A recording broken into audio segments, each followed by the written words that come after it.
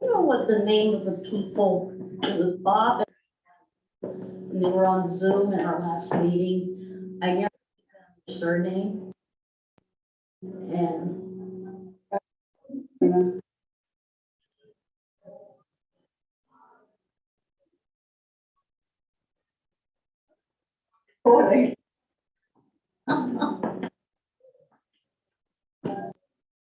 We don't want that. That's why it's echoing between us. I didn't know if you guys printed out agendas for everybody or. I didn't, and I told Sandy that he would do it for us, and I think she did some, but Okay, yeah, no, I did agendas great. for you guys. There's all your agendas and I printed out The newest. Yes. Newest. I sent it to everybody. Yeah, I didn't even, There's only one. yeah, it seemed to me like it's only one little change in third. The purpose. Huh? Yeah, Under purpose. that's what struck me. I don't know Well, I why. went through it all, line by Yeah. line, I did too, and that's the only thing I wanted to make sure that I wasn't missing. Yeah, and I wish she had sent a red line version, but she usually does. She usually sends two. But maybe she thought it was such a small. But, Oh, more agendas, okay. All I care about is if I can hear, so where are you off to? I'm going to Vermont, sunny Vermont, Oh, and my daughter and her family. Yeah, no, I knew that. When you said a trip, I thought you were going someplace like No. Kathmandu or Not doing something. Yeah. So what I'd like, before this meeting starts, I gotta take a picture. My son in Massachusetts. Oh, it's Flat Stanley. Flat Stanley. Yeah. And they want to have it leaning against the Who is it? model. so Flat you can see Stanley. it. Who? Yeah. Flat Stanley. Flat Stanley gets to go places. Yes, So- we had, my nephew did that when he was in There you kindergarten go. grade and sent it on. I've obviously missed something, yeah. Yeah. So he sent it to me so I could take him places, and I put him near the refrigerator first, you know, because Yeah, we took him up to Get Mount John the Ratty and- picture, and there you are, that's it, he's at the meeting now, okay. Let's get it close. I thought at first it said Bob Stanley, we used to pitch for the Red Sox. You would probably know that, this little guy. There's Jeff. Okay, we got Flat Stanley at the meeting, that was my job. So I talked to Brian, There's a good one. so we're not gonna, on the 10th, forget it, so Okay, so you got them all calmed down. I did get him calmed down. He basically didn't know what he was supposed to be doing and not doing. And Yeah, I told him, it didn't sound like it was really kind of anything he was supposed to be doing. No, I think it's just the courtesy, they're just letting him know as the fire chief that there's an issue. So Maura, what was the date of the meeting? It was on April 6th, Okay. and the man's name was Bob, and his wife was there, but I didn't catch the surname, because I always write everybody who comes to the meeting. Right, and that was, and I wrote Bob and wife, Bob and wife, Bob Blank and wife. Oh, the guy sitting right here? No, he was on On Zoom, Zoom. and I think Oh. the last name started with an R, but I don't know. Oh, Penny would know. He's involved with the library. Yes, Yes, yeah. April Yeah. 6th? He's a April- big volunteer at the library. Used to be pre-COVID. We didn't meet on the 6th. this was Yeah. April 6th, sorry, it should have been, Because the 6th was the, oh, it was this meeting. yes, Yeah. Oh, okay, I'm looking at, I see you and I see budget. I know. No, we had a budget meeting the day before, the day after, but this Penny was, will know. Penny, who was the guy, his name is Bob, he volunteers at the library, who was at the April 6th meeting on Zoom here? Arabian. Sarabian, right. So could you spell his surname? Suiabian. Bob and Betty Jane. Frank? No, Frank? Bob. No, but, the beginning of the last name is S. Serbabian. Sarabian. Serbabian. Surabian? No, it's like Arabian, but SU instead. Surabian, yeah. Yeah, they have an SUR. Arabian. I had a teacher named Surabian. It was an Armenian name. Yeah, Yeah. Yeah, that sounds like Arabian. Oh, here's Walter. He is here in person. And I printed out, copies of the new one, and, I don't know if Moira or Sandy has them. And they have them on the bylaws, you know, one. Oh, Gabe, good. Okay. You should sit there so I can hear you.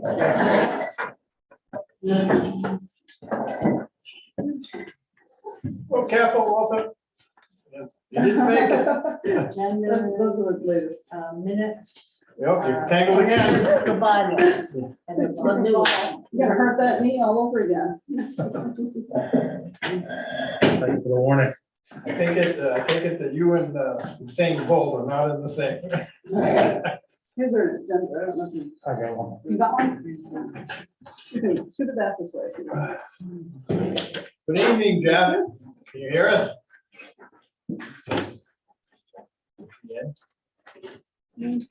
I admitted it.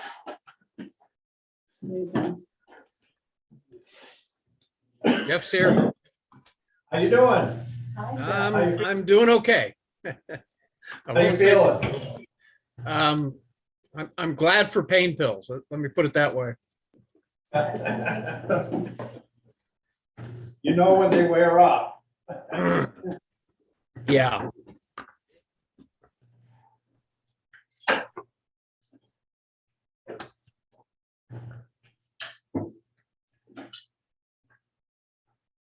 yeah, it's Bob and Betty Jane. Betty Jane is all one word, Arabian.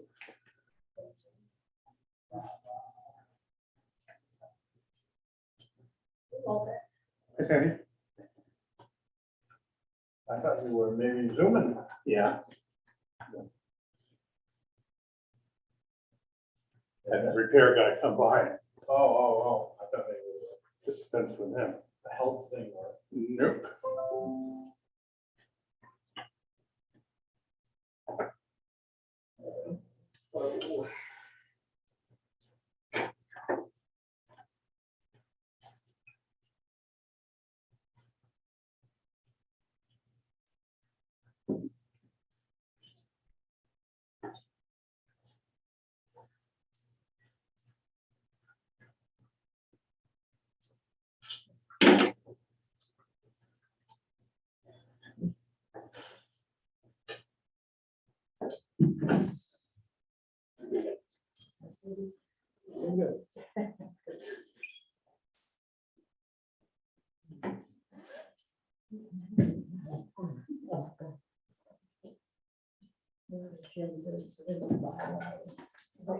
Agenda.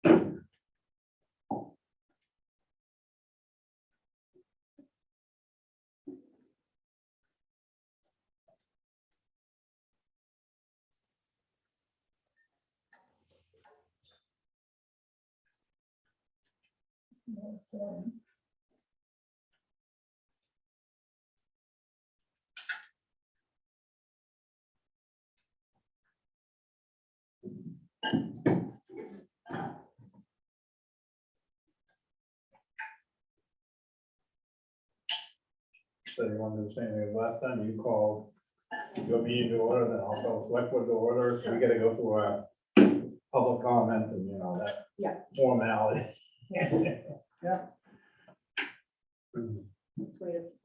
Not quite, yeah, I think it's Candace is reading all this stuff. 5:28. She might indicate that she would try to make it. But Oh, you did? and Oh, yeah. No, I didn't. He said an email to me that she would try, to- Okay. we'll see what she comes up with. So it's Anne and Candace and So Jeff's the only person on Zoom? Is that- Wow, I know that so far.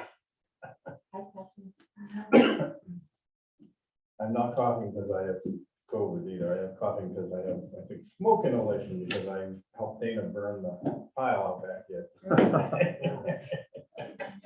That'll do it. And I just driving home.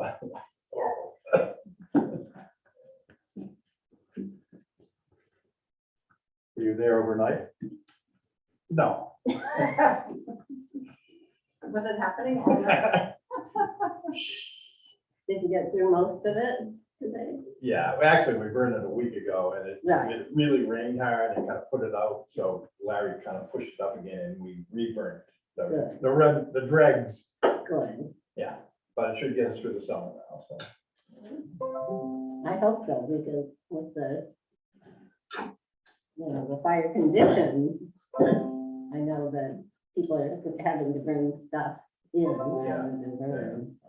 And today was a perfect day for it. I mean, it Yeah. was just enough Yeah. rain, so it wasn't gonna go anywhere.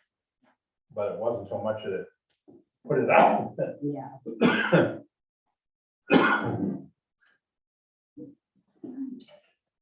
A minute or so? Well, we're 5:30. Candace is coming. I can call our meeting to order if you want. We can give her another Yeah. few seconds. You have a We form. have a form. Yeah. Oh, that's right, cool, okay. Yeah. You wanna go first then? You go first. Okay, well, I'll call the select board meeting to order at 5:30. Are there any adjustments to the agenda? Nope, not for me. Gary, nothing? Nothing. Public comment for items not on the agenda? Seeing none. The next item is discussion with the Library Community Center Facility Committee regarding draft bylaws of the Library Community Center auxiliary and draft warrant article for the town meeting. So I'll wait for you to call your meeting to order. Call to order the meeting of the Library and Community Center Facility Committee. And I have a couple of adjustments to the agenda. We need to find, right after we start meeting separately, to approve the minutes. And we also didn't put on here that we were meeting with the select board and regarding the draft warrant article and bylaws. So that would be first. Are there any other adjustments to the agenda? Yes, just a question, who's taking minutes? Gabe is taking minutes for us tonight. Maureen says she's on her way. Maureen is on her way. All right, good. And I corresponded with Candace, so she should be here momentarily. Are there any other public comment for items not on the agenda? All right, Do you want, we selectmen met with the town attorney and kind of, for lack of a better word, gave her some framework to work within. Do you want us to walk through this yes, I think so. briefly? I mean, some of them are pretty simple. Yeah, but there's questions of terminology, Yeah, things that we got to go over. Yeah. And then Walter and Jeff can chime in. We have someone, oh, it's Sally. Hi, Sally, welcome. Hi. Okay, Hi, Sally. first of all, this says draft 427 at the top. I think that's in, that should have been taken off by the attorney because the file name is clean copy 5.4. So Right. I think that was there. And it is different from the 427 draft. So I think that Are was, we gonna go over the warrant article first? I think it makes more sense to go with the bylaws because I think they kind of inform the warrant article, but I can do it either way. The warrant article is fairly simple too. Yeah, it is fairly straightforward. So, Article 1 is the name of the corporation shall be the South Thompson Library Community Center Auxiliary.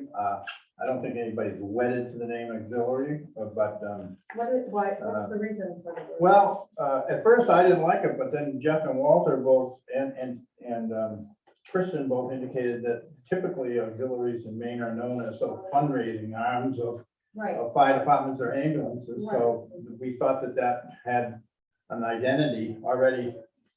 and I did that. Around I itself. did that same research. I mean, churches have auxiliaries. Yeah. I mean, there's support. Yeah. So I think the thinking was is that that is sort of self-explanatory to many people, but again, I don't think anybody's particularly wedded to that if someone has a brainchild, but I think the seal is pretty straightforward. The purpose was revised from the 427 draft. I don't want to just read these, but basically it just states the purpose that this corporation, and I think there's an extra word. There's a typo. There's a or typo there, an right, yeah. but I think that it makes it pretty clear that this is a nonprofit corporation. It's exclusive for the charitable and educational purposes in accordance with section 501C of the Internal Revenue Code. And more specifically, that is dedicated to promoting and developing financial support for the library and community center at the site of the former Guilford Butler School in South Thompson. And then it says the project, and that's referenced as we go down through. So, Do you know why that language was changed? Kristen wanted to pass it to their corporate people to make sure that the bylaws didn't in any way trip up the application process for attaining 501 status. That it clearly was a private nonprofit corporation, not just an arm of the town. So I think they wanted to make that clear. That was my understanding, Walter, was that? Yeah. So if anybody has any comments or questions, jump in. I do. It doesn't say new construction, it just says library community center at the site of the former Guilford Butler School. So it is no longer the Guilford Butler School, that's been closed. Right. So that doesn't preclude us renovating the existing building.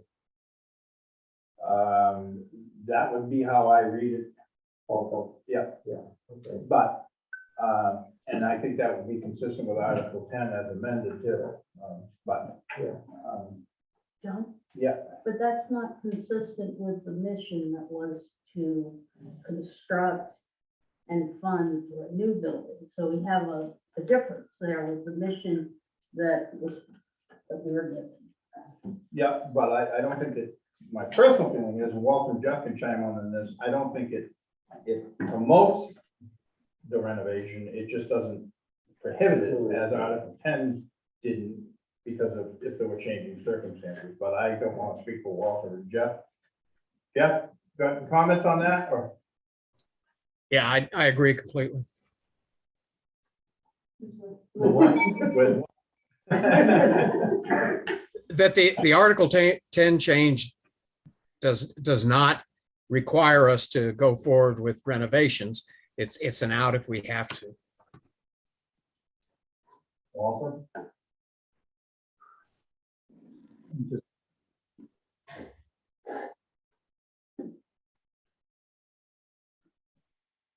I'd much rather have new library in the community center. Well, I think the word construct is really important, a missing word in this new language.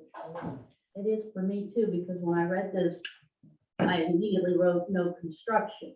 It's not in there, and it was in the first one.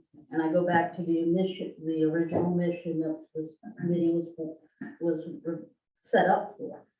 This took away that, and I have a problem with that. Okay, well, that's something we can revisit as a board. And I hear what people are saying. John? Go ahead. Go ahead, Yeah, Jeff. there was discussion to broaden it so that so that this corporation wouldn't be restricted to raising money just for construction. It also needs administrative support and encouragement, cheerleading, and those kind of things that are appropriate for it to do. Right, and that's something that we wanted to make clear, that obviously money would be raised, the primary purpose is to raise money for construction, and planning and construction, but you also need, if you're gonna raise money, you need to raise money to raise money. So that was, another discussion that we had. But anyways, that, we certainly can revisit that, but I do think it was sort of purposely left somewhat broad, because we don't know exactly where we're heading, and, 5, 6, whatever years from now, so. But anyways,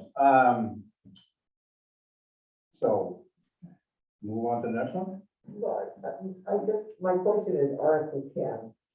Article 10, I where, thought that that's what we were basing it on, and that had the amendment yes, for evaluating possible renovation of the existing building. right, and I think that's why it was broad.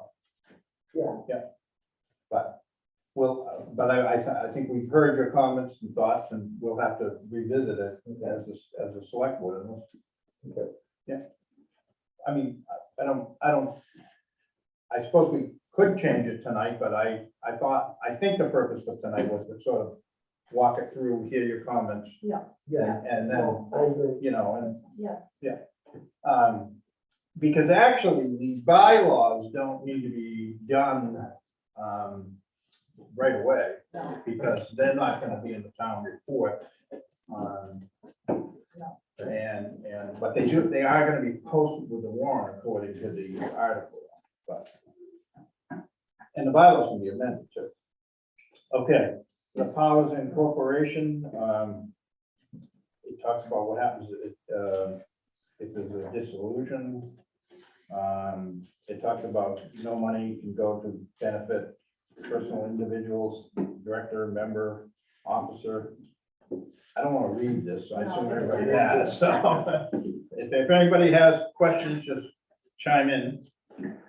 Moira? Under the powers, number 1, my question is, because of, I've not seen the final copy of the donor card, but my understanding was on the donor card, if, for example, people give money and this never comes about, money would be then returned to the people that requested it be returned.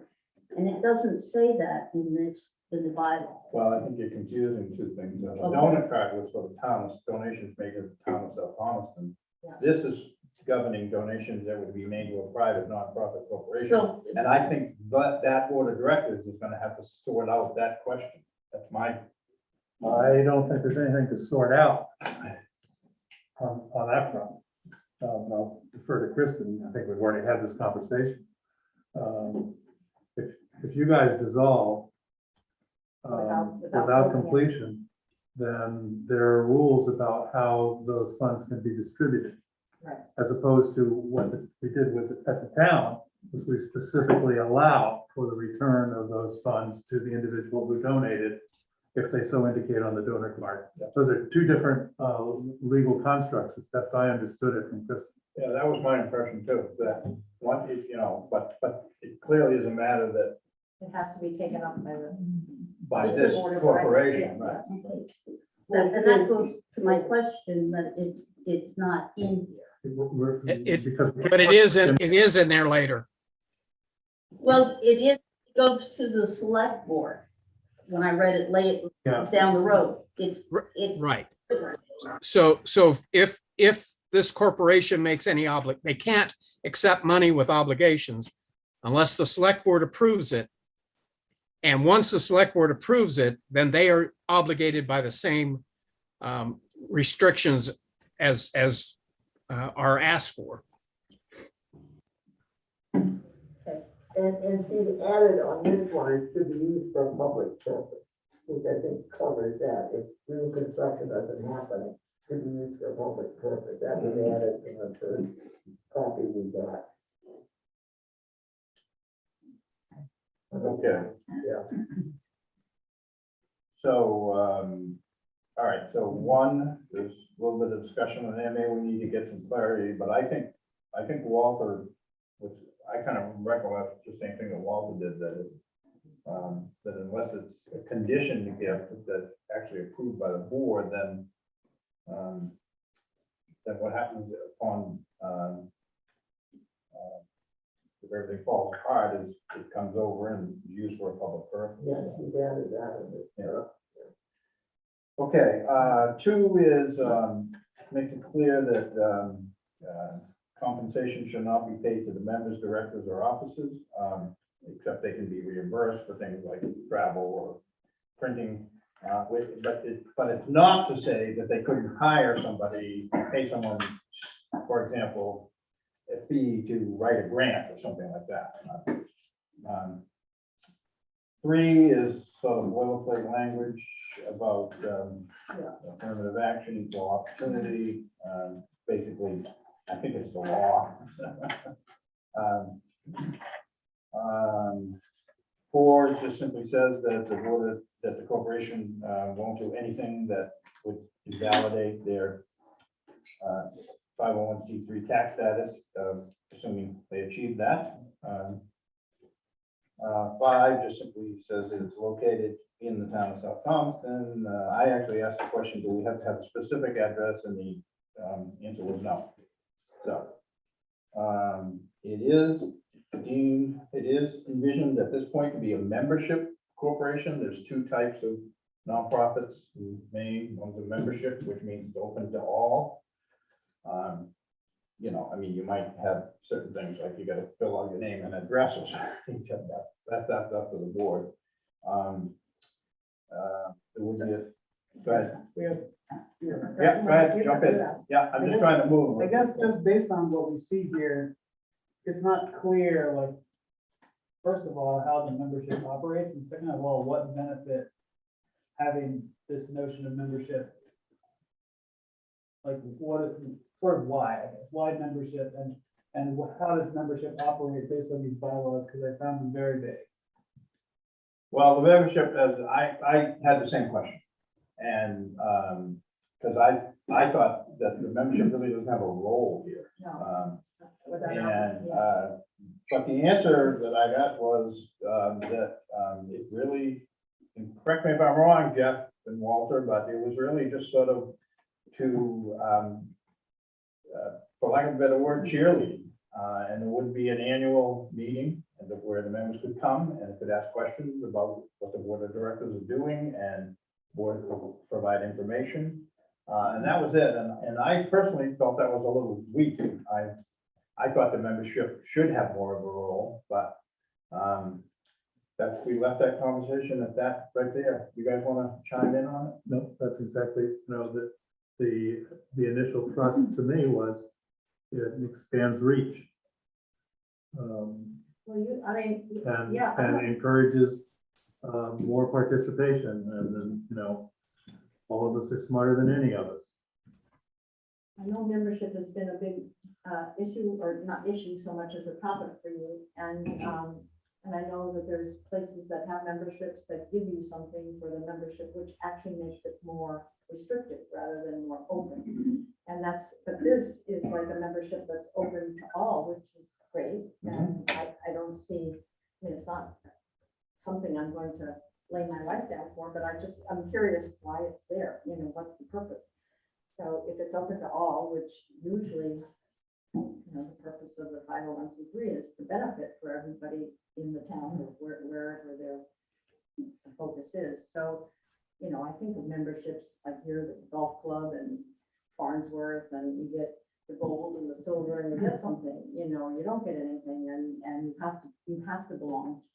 So, so I'm glad that it's worded like this, because it means everybody can be a member, but I'm not really sure why.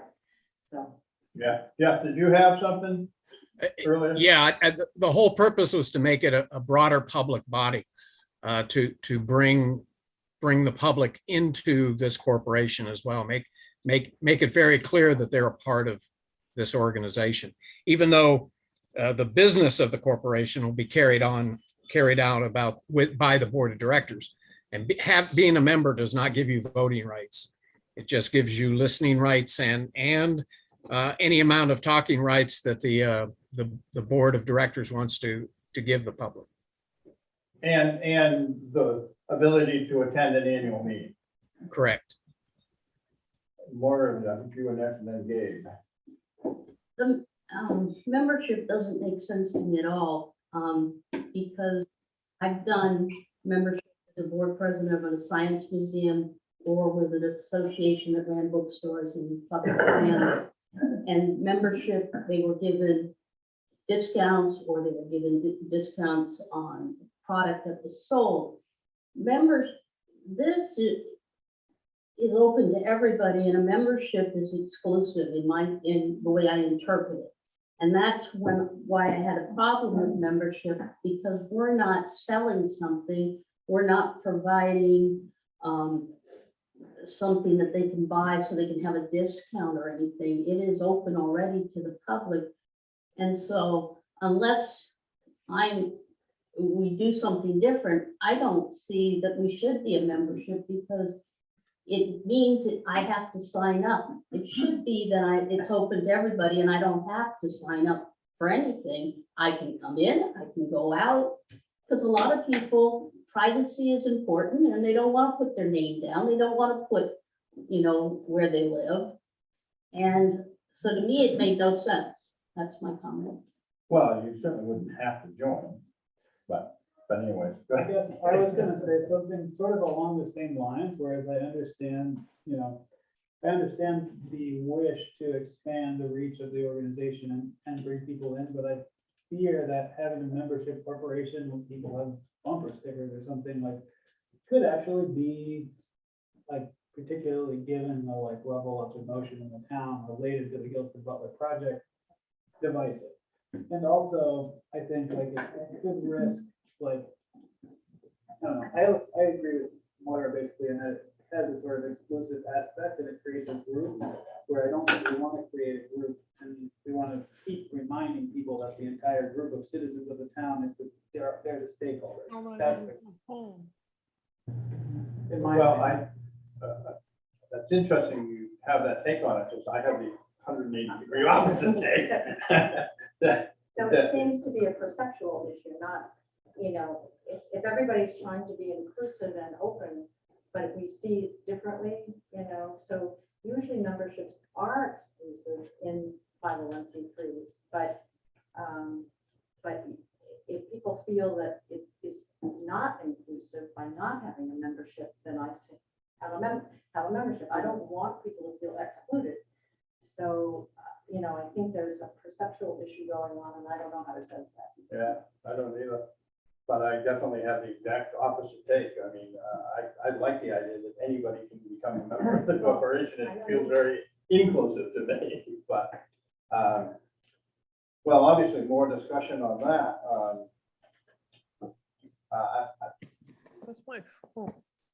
I would say one other thing. If I Yeah. can. And that's just, I think, because you have the requirement for board of directors meetings to be open meetings already. And they're sort of, it has some of the trappings of a town board. And that, that's great. That's important. That's important to creating that kind of openness. And I think having things like that, the open meetings, the open records, that might achieve the openness that we're talking about without having to have the membership structure. That's just one other thought. But just so you know, though, even though it's an open meeting, does not give someone the right to participate. It gives them the right to listen, but not necessarily. Well, maybe then we should. So, Maybe then and I think that was one of the things that they tried to get. I think the goal here was in 3 was to, says members of the corporation shall have no voting authority, but shall be permitted to participate in board meetings, to participate and provide advice and support. I mean, I think it was trying to get a little beyond what open meeting law requires, which does not require, Yeah. that someone, it it does not say that the Board of Selectmen has to let someone speak. And that's a helpful distinction. I think Jeff wants to say. Jeff, did you have? Yeah, and to that point, that's one of the reasons that she had to take it to corporate. When you're building a public entity as opposed to a quasi-governmental entity, there are certain trips and traps that might push it to the other side. And this is one of them that helps keep it in the public versus the quasi-governmental. It is the membership is a public membership as opposed to a governmental membership. Kristen mentioned that a couple of times, that she was trying to walk through this and not trip any of the traps that could push it away from being an eligible 501c3. Actually, I forgot about that. She did mention that here, that she thought that gave it more of a public face. But anyway, we can hash that around some more. I'm making notes on questions and stuff. I'm gonna move on then. Could we just add that the membership shall be open to all residents of South Taunton? No, I don't think we want to limit it to residents. No, I mean, I think there's a lot of people that come here in the summer who we want to welcome in. You know, and hopefully welcome there. No, I'm kidding. Need a little money. Okay. Sally's the only other person on. So, okay, Board of Directors, it envisions, or this contemplates 7 appointments and describes the process. Select Board would appoint the 7 member, the initial 6 directors, 3 directors appointed by the Select Board at its discretion. 2 directors shall be appointed, shall be nominated by this committee. And then appointed by the Select Board, and 1 director nominated by the town's librarian, and then appointed by the Select Board. Basically, the idea is that with the librarian and this committee, the Select Board could either appoint or not appoint, but it couldn't reach around and appoint an alternative. It has to be someone who's nominated by either the librarian for 1 or this committee for 2.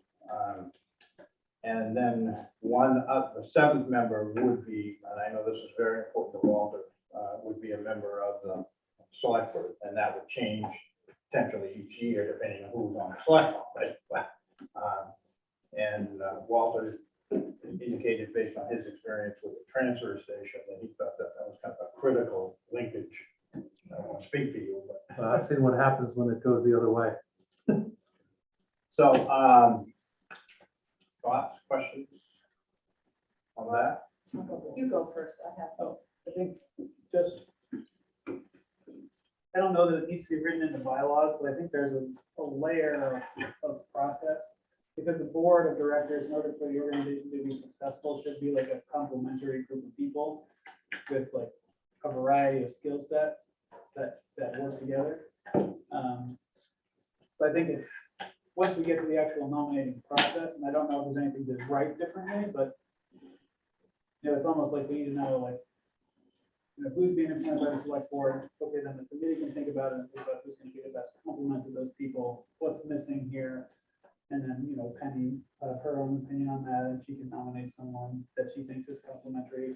But I think it should be a sort of holistic process that results in a cohesive product rather than something fractious, ideally. And I don't know, like I said, I don't know if that's something to codify, but I think I just wanted to bring up thinking about this potential for sort of disparate groups of people. I personally think that's the whole reason we kind of put that in there, was to sort of get everybody was pulling in the same direction. Yeah.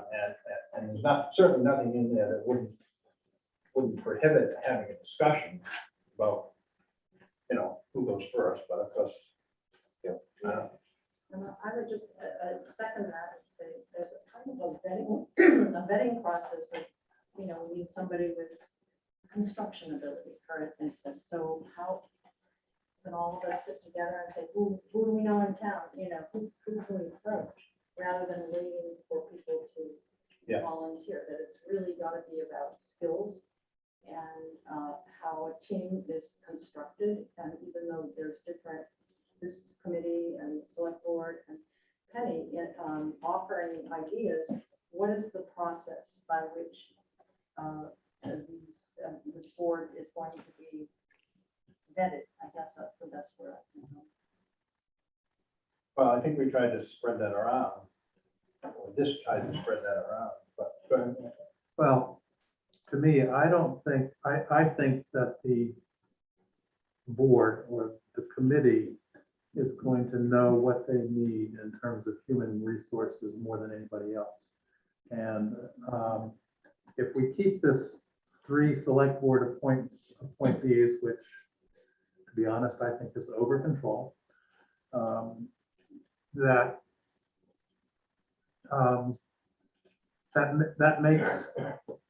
makes that job more difficult.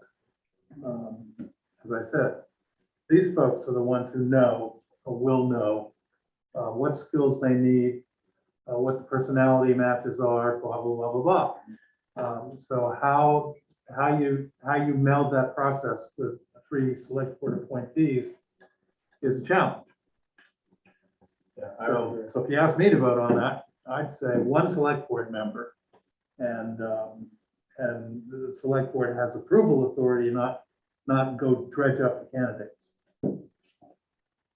Yeah, I personally thought that 3 appointed by the select board was a little heavy. I was kind of more that I thought the committee should appoint, nominate 3, and we should appoint 2. That was where I kind of came down. But I mean, we can certainly revisit that. I mean, again, none of this is cast in stone at all at this point. And I don't know, Jeff, did you have a thought on that at all?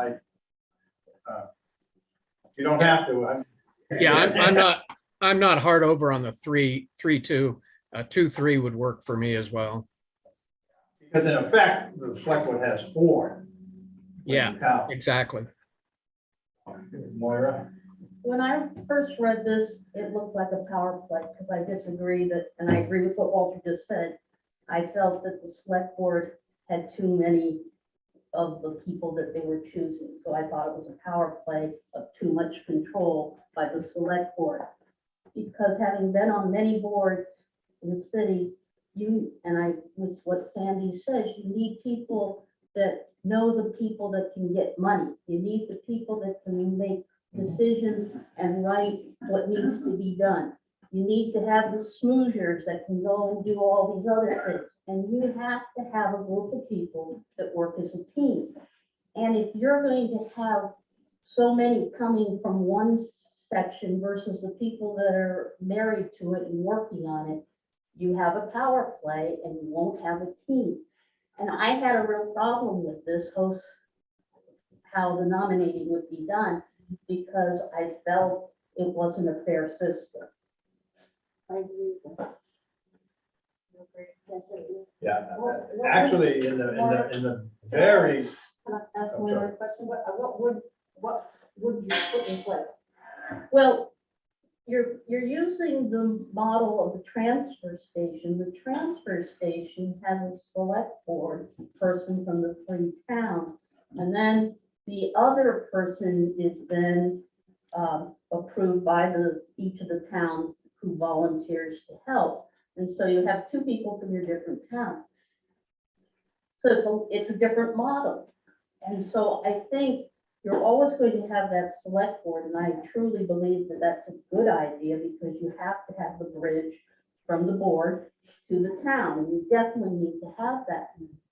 And Penny, or whoever the director is, should have a vote in who would be a good person, because their concerns, who the director is of the library, need to be heard. The rest should come from the committee, I think. And that's how I think it should come about. well, in the original version that we mocked up, Kristen had this, I believe, had the select board appointing everybody, and we sort of pushed her away. Yeah. And again, I think you've heard that, I don't think any of us are hard over on that at all. I do think the whole idea of this structure was to not have a power play at all, was to kind of spread it out and get everybody involved in the structure. But I also think we're kind of forgetting that this corporation is not supposed to be involved in the planning of the facility. And they're supposed to be fundraising. I mean, they're supposed to be serving as a vehicle to raise funds. Right. The planning, I think, is this committee's job. So I think we're kind of losing sight of that, of what the role of this group is. The other thing I'm worried about is I'm worried we're gonna get 7 people. That's another. Could you just go back and repeat that for me again? You just said, this committee, is not in charge of picking people. Could you just repeat what you said? No, I misspoke when I said committee, because this isn't a committee. This is the bylaws for a contemplated nonprofit corporation. But the purpose of this corporation is very singular in the sense that it's to fundraise, either grants or donations, gifts, requests, whatever you want to call it. That's it. I mean, it's not to be involved in how the library operates or what the facility, if the building might look like or anything like that. That's how I see it. Okay, so it's a I mean, corporation. am I seeing it differently? No, and it says right in, the exclusive purpose of Yes. fundraising. So, Thank you. but we'll take a look at that. Can I just, is there any, I don't know if this is a good idea or not, so I'm just putting it out there. Is there any way that sort of a nominating committee of select board and this committee and, can brainstorm? I mean, we could do that as a committee in one of our meetings or 2 of our meetings. Who do we know in town? Other people that, there's gotta be some networking going on and kind of find the ones that, let's go ask Joe over there, because he's got this experience, but as a group, I mean, we're much stronger as a group coming up with names, so, and approaching people than waiting for them to come to us. We certainly do that. Yeah, I think that's a good idea, because in my opinion, the select board members may or may not, and I'm gonna say they will have, will know people and will have recruited people before, although sometimes our track record recently isn't all that great. So again, that's another resource. What I would suggest that if you want to, that I like the idea of, again, all of us sitting in a room and throwing out names and what skills, blah, blah, blah. But only have one select board member in those sessions so that we don't have to have an open meeting. Just so it's not a select board meeting, just have one select board member. Well, And maybe they can this rotate. committee has to meet at the open meeting law too. So now you're down to one from there. That's right. More to be thought about. Yeah. The quorum, we try to make it clear that a quorum is, because the original language in our view wasn't clear. Well, that- let me sorry. backtrack on that. I'm sorry. Can that committee go into executive session to discuss personnel matters, including recruitment? Well, they certainly can go into executive session for personnel matters to discuss hiring and firing of employees, but I'm not sure. Well, I don't believe we can, because Yeah, we're not, I'd have to- it's not dealing with confidential stuff. Normally in a board, you have a nominating committee, Right. and those people don't have to be meeting in an open meeting, because there's 3 or 4 people of the board, and they go and look for people. I know, on my board, I'm the nominating committee of one. And you go to your different, And I have been on one that has similar kinds of structures, and our attorney, the attorney for the county, has determined that you can go into executive session for for nominating individuals to fill positions, because it's really a hiring process. It's the same as a hiring process. Yeah, we can take I don't have the law in front of me. We certainly could take a look at that. But I don't know that that needs to be in the bylaws to. No. No, I would think not. Well, we'll revisit the number sections there. The quorum, I think, is pretty simple. It makes it clear it's a majority of those present and voting. So it's going to be a simple majority of the directors is a quorum, and the board of directors can act by a majority of those present and voting. So in other words, if this board is 7 directors, 4 are there, and the vote is 3-1, that's an effective act of the board. Meetings, I don't have questions there. I think that's pretty standard. The open meetings and records, which Gabe alluded to before, we do want, it does make it clear in the first sentence that although the corporation is not a public entity, it's not a governmental entity, it's not a town or a county or a sewer district, it's a private nonprofit corporation. These bylaws do require that it operate under the standards of the open meeting law.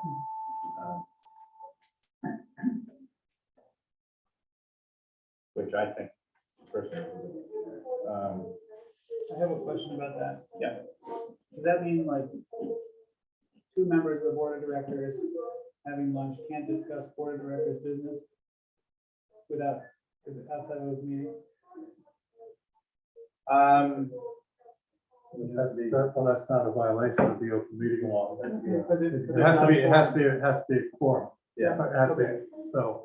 See, it would be. We're restricted because Yeah. we're a 3-person board.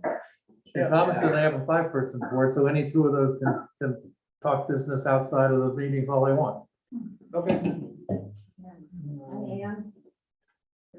Hi, Ann. Yeah,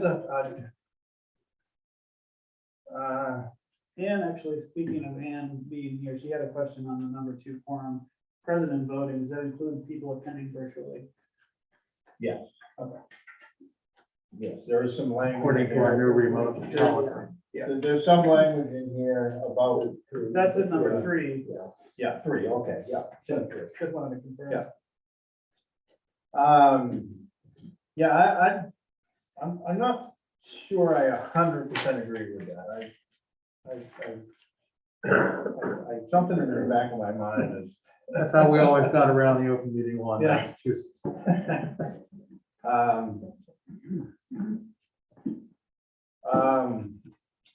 5 is a notice sent by mail or email.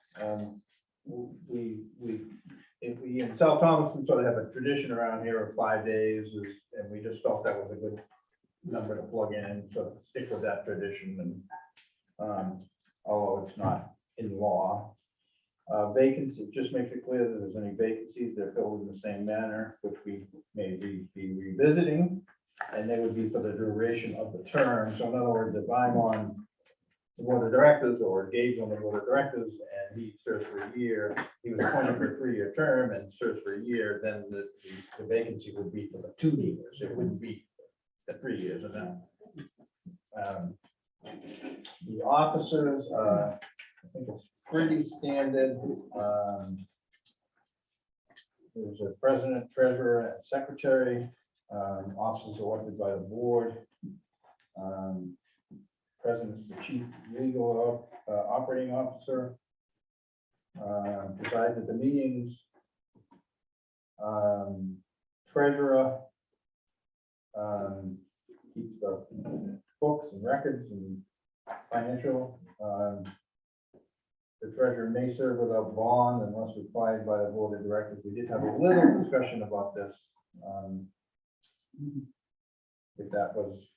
If the bond should be required, but they get expensive. And secretary keep the records. There is a requirement that they submit copies of the minutes to the town clerk.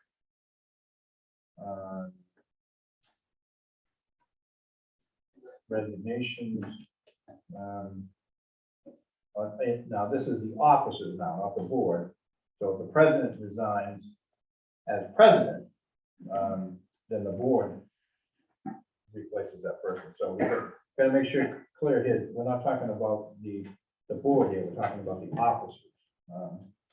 Officers shall serve without compensation. There was a little discussion about, you know, would you want to make an exception for that if you had to hire for a treasurer? Would you need somebody to pay somebody to do that? And the thought was that the board, if it got so lucky that it had very complicated finances, that they could contract with an accountant or something, and the treasurer would, you know, that wouldn't be a violation of compensating the treasurer. I mean, and I think the feeling was, we should be so lucky. We should be so- From your lips to God's ears. All officers elected annually.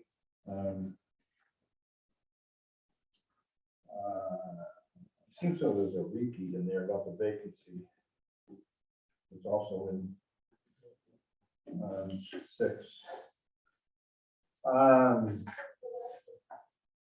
President can appoint agents, representatives, committees, as the board of directors authorize or see fit.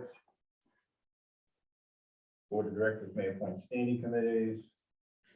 Doesn't say they have to. The annual meeting that we talked about earlier. Sorry, Joe, I have one question. Yep, go ahead. Agents, representatives, and committees of the corporation with such powers, are those appointed from within the board of directors or within the membership of the corporation? I'm sorry, what was that again? Under appointment? Under appointment, yeah. Yeah, Article 5. The president shall appoint such agents, representatives, committees of the corporation. That was just, I'm not sure what your question is. From what group of people are those people appointed? My thought was that it was anybody. That's fine, I just was asking. Yeah, I mean, I don't see that this is limiting in any way. Do you? No, I don't think so. I was Okay, just wondering if there was yeah. something that I was. To be honest, I don't think we discussed this in much detail. No, and a lot of this is Kind of boilerplate from models of like organizations Right. that Krista did copy and paste. I mean, I even said, do we really even need standing committees? I mean, and well, doesn't hurt to have it in there. Well, I mean, I could imagine that. I'm imagining that you would want a grant writing person, somebody on the board, which was a good grant writing person, but you would need some other people to do some research and help with the writing. Yeah. So that would be a standing Could committee, be, and it yeah. could, I don't think that's contracted, but I just think you would want more than one person thinking about that. The annual meeting, and this would be an annual meeting for all, open to all, well, they're all open, but for the members. Which is true of every 501c3, you have to have an annual. The fiscal authority, the board shall have the power to accept grants and donations of money or personal property. But it does not say real property. And to perform such acts and duties as may be legal and necessary for further purposes. But this is important, the corporation shall not have the authority to take any action that shall be binding in any way upon the town of Thomaston unless duly authorized by said town. Basically, that means they can't accept the grant as a condition that without the town authorizing. Can't, but this corporation can't bind the town in the acceptance of some grant or donation. Unless the town says so. It was a town that the selectmen or was it? Well, that's an interesting question. I just made a question mark next to that because I think that when it says the town, it's town meeting. It is. But on the other hand, the town meeting gives the select board the authority to accept grants. So that's why I wrote that question down. Because I'm just thinking, like, with the grant that Betty got, the town had to come up with X amount of dollars. The budget committee had to make sure that that was in the budget for town meeting. And so that, when I read that, that's my interpretation, that it had to be go through the select board to the budget committee, then to the warrants for the town meeting. So that's an interesting question. I think clearly if there's an appropriation tied to it, that even pushes it more towards the town than if there isn't, but good question. I don't recall us talking about that. Do you, Jeff or Walter? No. No. But it just popped into my head for a second. It says that fundraising, the corporation shall provide quarterly reports to the South Thompson Town Clerk. Again, it always says the clerk because the clerk is seen as sort of the archivist, just for lack of a better word, for towns and cities in Maine. All funds raised by the corporation for the benefit of the project, net of reasonable operating expenses. So that's the bylaw that gives the corporation the authority to spend some of the money that it raises to raise more money.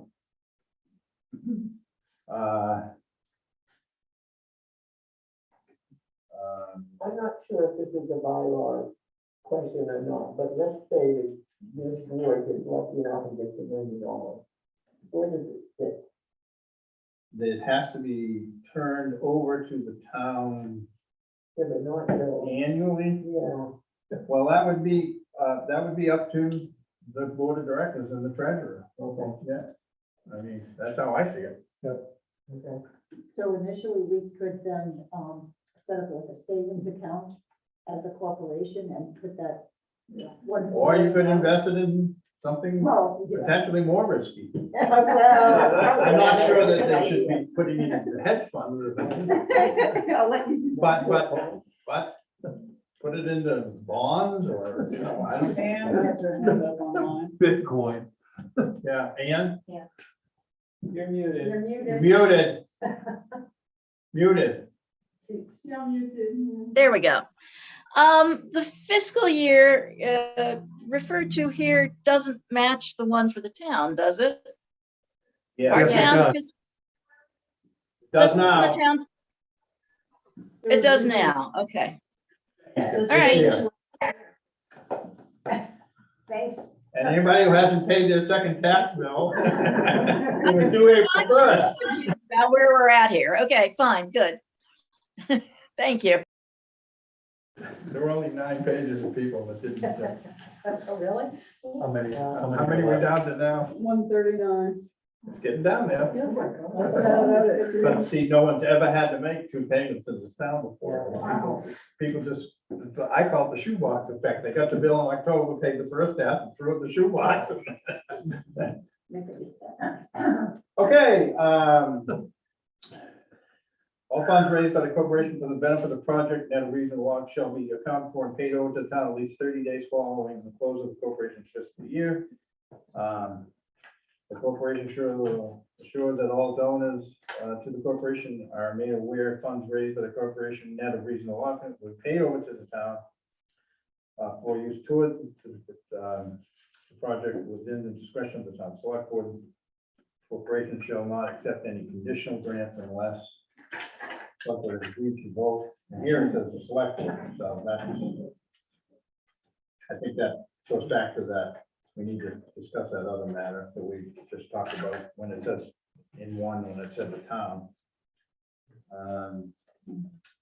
Indemnification clause.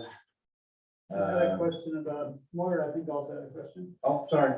I'm just, well, I know you guys got a long agenda, so I'm just, unless I hear something, I'm just. Under 3, under fundraising, the very last 2 sentences. What would be the discretion of the town select board?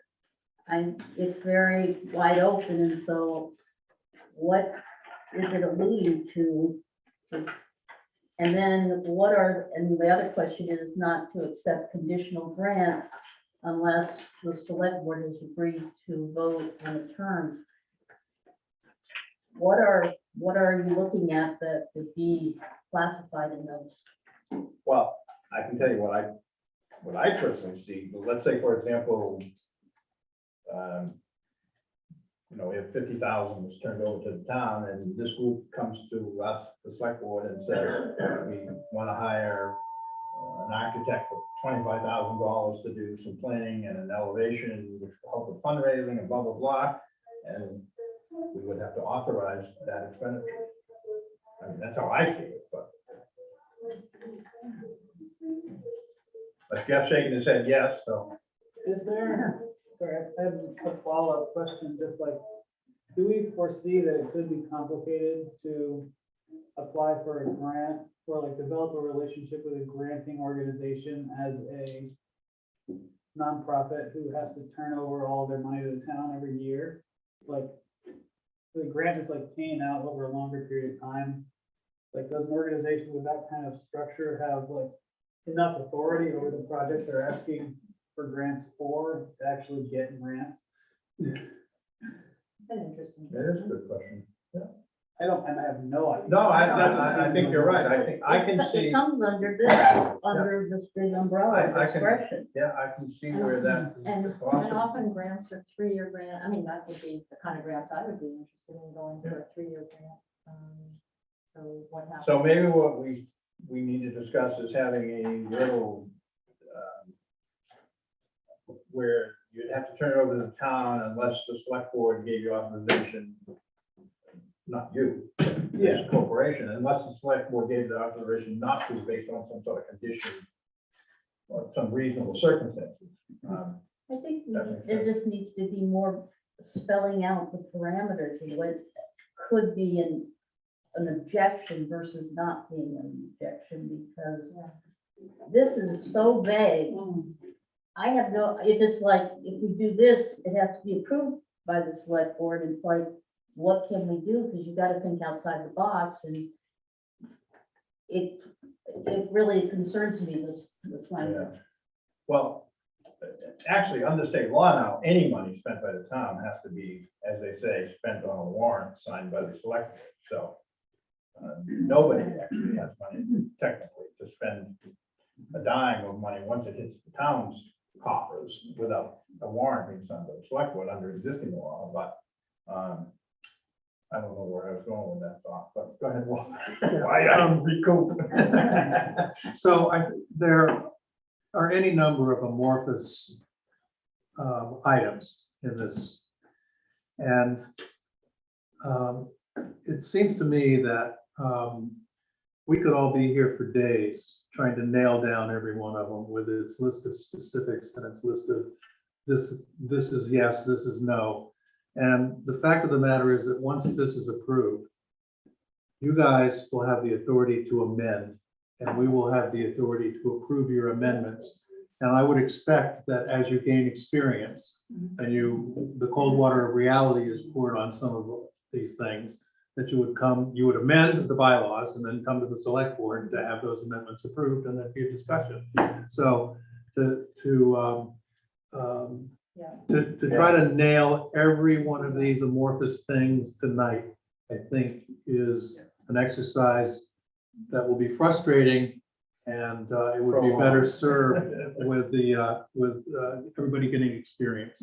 I mean, we're to some extent, we're all walking into, we're sailing in uncharted waters. Yeah, and then the other thing too, just along those lines, I was thinking about is sometimes you can give one, and I think there was a case of that in the first draft. You give an example of what is, and then an example of what isn't, and that's just that way it eliminates having to list hundreds of different ways in which we can or cannot accept the conditional monies or however we're looking at this. That could be a quick way out. Yeah, and you're right, Walter. The amendment section is an I, although I just didn't want to make a slight correction. It isn't this group, it would be the board of directors. The board. I'm sure there's examples of many of these things from other 501c3s and other Yeah. towns and other building projects that have to do, I mean, I don't think we're unique. Yeah. So, Well, we've been at this an hour now. I know you got a long agenda. If anybody I mean, we've heard a lot. If anybody has any other more comments or questions, I think the last few couple of things are pretty straightforward. I'm not trying to rush it, but No, this is great, thank you so much. How about just telling us it's a good start? you know. Well, it is a good start, but we had questions. Well, no, I have. no, Get our no. homework. I've been away a week, so I didn't, I just saw the latest today. Me too. And my mind, you know, This is the first time. I had, I never got a first draft of the other one. This is the first time. I asked Dave or someone forwarded They it. were Yep, all sent. they were sent. Well, the only thing I got was the thing you were going to town meeting. That's the only thing I got from Dave. So, It was sent to, I had Terry copy it for me last week at the budget meeting. Yeah, Gabe, I thought Gabe forwarded it to everybody. I just, yeah, you know, it's the only thing I got. from I Dave. don't, I didn't, so I won't take responsibility for that because I wasn't sure I had everybody's correct email address. I'll double check. I'm quite sure I sent it. move to adjourn the select board. Second. I mean, is there a second? John, were you gonna talk about the warrant article? Oh, Yeah, that was before we adjourned. We want to talk about that. yeah, because that's actually more important on the timeline. Right, we're- Yeah. So, I don't know if anybody has any comments. This, I'll just read it to see if I find it a little wordy. But to see if the town will vote to authorize the select board to form a nonprofit corporation to be called the Library and Community Center Auxiliary, which shall have the purposes and operate by the procedures set forth in the proposed bylaws attached to this warrant. And 2, hold and appropriate all funds raised by said corporation and paid over to the town in the select board's discretion to be maintained or expended for planning and construction of the library and the community center at the site of the former Guilford Public School.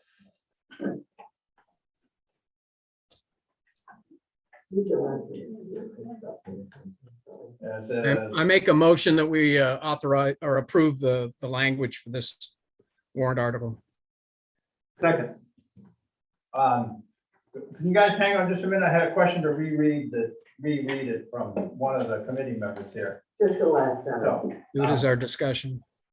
hold on one second. And to hold and appropriate all funds raised by said corporation and paid over to the town in the select board's discretion to be maintained or expended for the planning and construction of a library and community center at the site of the former Guilford Public School.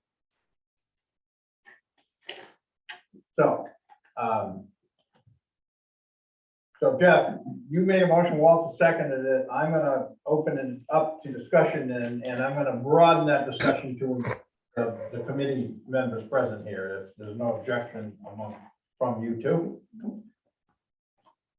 So, I'm fine. okay. Everybody good? Yeah. Okay. All those in favor, Jeff? Jeff, I. Walter? Aye.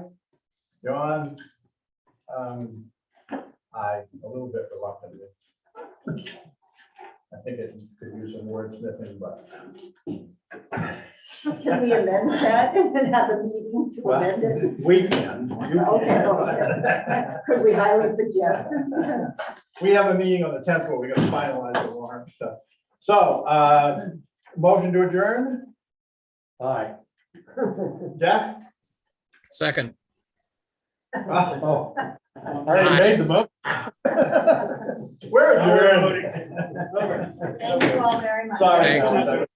Within an hour, Okay, Yeah. you sent the email and Maureen was on it on April 28th. I know, I'm looking at it. All I got was that. Yeah, thank you. It should have had 2 attachments. It was down at the bottom. I'm sorry. Thank you, Jeff. I only John saw, I only Spear. saw the other one. You're right, Walter. All right. No problem. see you guys. All right. Thanks, everyone. Thank you very Thanks, much. Jeff. From my email on my phone, I find I get everything on the weekend. This is what happened. That's what my dad does. Oh, wow, yeah. That's why I see the other part. These two things come I never out. saw that. I just hit grab. Extensions, but there you go. There it goes up with it, and this can just come out. Yeah. And if you feel comfortable moving it, it just goes over here in the corner. If you don't feel comfortable with it, just leave it there. Okay, everybody. No, Ready to you move? said you can,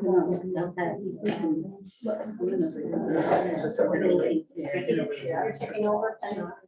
Yeah. Okay, great. So the first order of business are minutes, and I want to say a few words before we. You could do the adjustments to the Oh, I- agenda and public comments. I thought I did that earlier. Okay, adjustments to the agenda. Okay. I didn't include minutes in there, so I'm including minutes and public comment.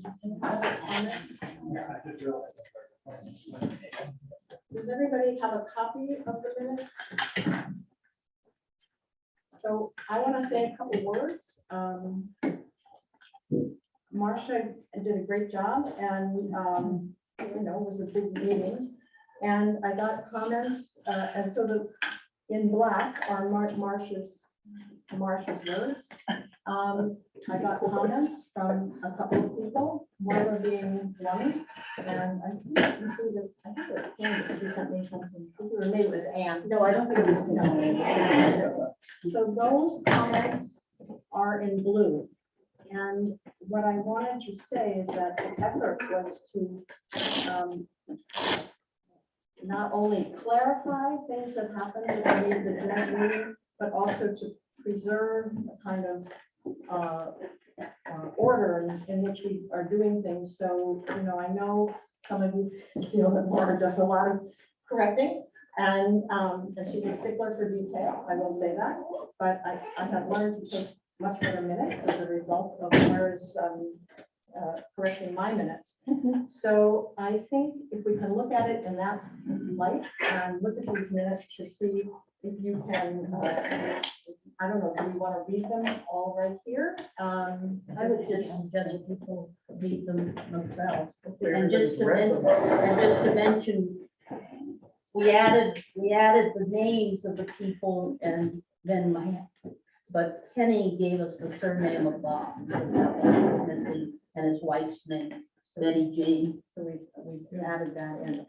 So yeah, I don't know that we have to, go through all of these edits right now, but I think if you would take the time to do it and look at them and see if it reflects the meeting that you were at, and also if it's clear. And that's the main thing, that we want to have not only the form be consistent over our meetings, so that the minutes become a record of what we did, and as clear and as concise as we can do it. So if you see things that do not reflect what you thought happened, that would be great to hear. I just add minutes for meeting number 8. Yeah, I haven't been doing that. Meeting number 8. I thought you did a great job. Yeah. Yeah, everybody did a great job on this. And it was pretty easy to meld the two comments, Marcia's minutes with Moira's. Just to qualify, minutes need to have all that attend. They need to have who made the motion, who seconded the motion, and the vote. And those are all you need to have in the minutes. And when there's a lot of lengthy discussions, you can just say a lengthy discussion and just pull out the key points. So that's, I took a piece And- of yours out of there. Especially like when there was a meeting last time, there was so much going on, it does make it difficult, but if you remember those things, that's what you need to have, and that's the record by law we need to show.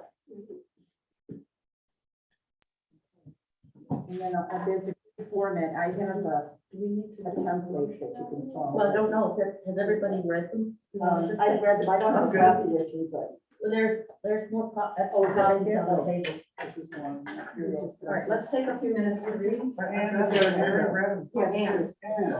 I am gonna actually bail out because I really can't understand you guys. The acoustics in that room are awful. So I will listen to the recording later. Okay, sorry about that, but it's pointless. I can't understand. Good to see y'all. Thank you, Ann. When's Ann coming back? She said, Next week, I think she's coming back at the end.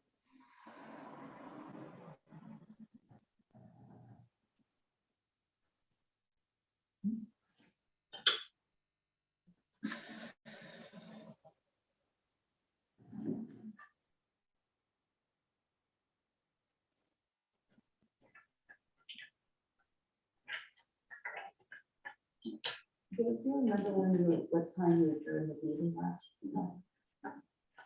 I didn't write it down. I do not remember. No, but it was out, I assume it was around after 8 o'clock, but I didn't write it down. It was.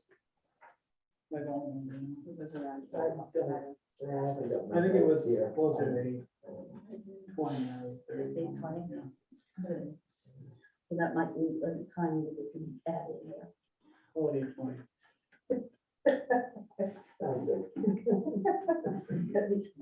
Okay, good enough. Anybody have more comments on the minutes?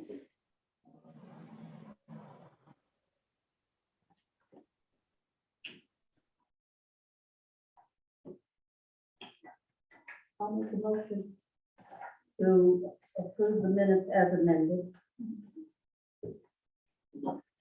I'll second that. All those in favor, I guess we can just go to the ends. Aye. Okay. Okay, great. Old business. The only thing that we've already done the town attorney stuff, so the only thing is the survey. And this is the numbers that we have, and I want to get the surveys from the library that you have. I know, do you have a number on that? 10, yeah.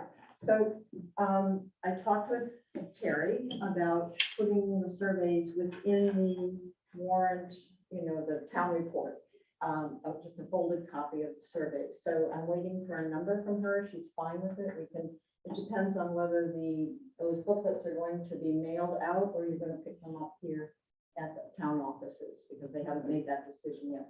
And then I will print some additional ones to be distributed at town meeting. If anybody would like to help me do that at town meeting, that would be nice. But I'll help you. okay, thank you, Maura. And that will be the end of the survey, which is really a document for thinking about the program, not library programs, which is the purview of the library and Penny, but of what would happen within a new building. That's called the program. So that will be the end of that piece of information. And you know what I'm saying? No, I mean, So the architect needs to have a sense of what the functions are of the building in order to make a That building will plan. Sorry, I can clarify. That'll be the end of that particular phase of gathering community input, after which we begin the phase of collating all of it, interpreting, discussing, talking to Penny about the programs that already exist and incorporating that piece. And then basically we have the information that we've chosen to get. okay, gotcha. And then we can move forward with the spec. Okay, I apologize for not being, that's clear. Thank you. that's much clearer than I could. And I would say another piece that we might choose to do, and this is out of turn perhaps, is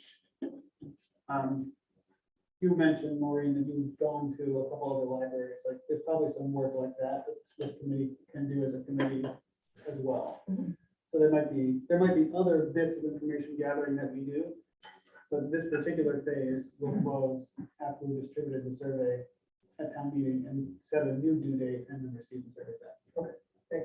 You're not prepared to set that due date tonight. We probably should. I would think so.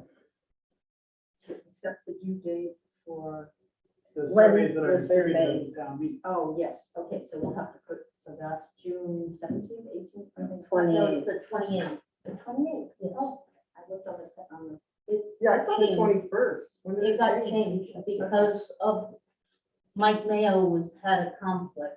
And so in one of our budget meetings, we suggested that perhaps we should go the following week so there isn't a conflict, so we can have Mike Mayo run the meeting for us.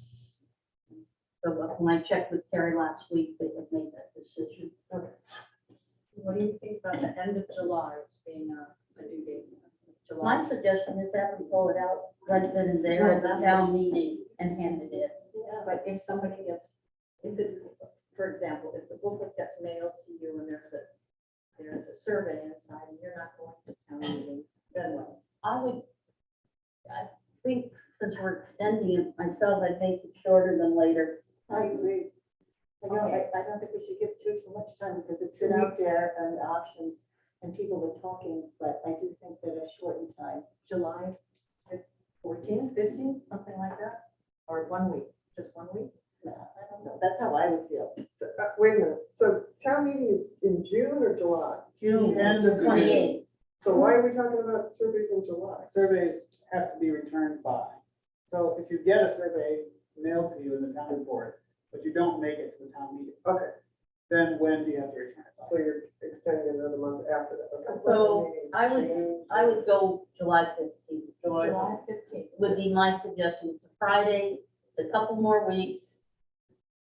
And then plenty of time to drop it in the mail if they're or to mail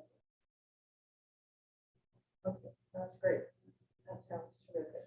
That seems, do we need to vote on that? I don't think so. I don't think we need to vote. Okay. For that. So I'll, I'm in touch with Terry and I'll get that all done for the town report. And Dave, just to follow up on that, Dave has written a report from our committee of the things that we've done and turned it in, and that's A brief summary, a summary. very factual. Very factual. Okay, I would like to move on to new business. And what I imagine in this section called new business is a conversation that we need to have with our members here.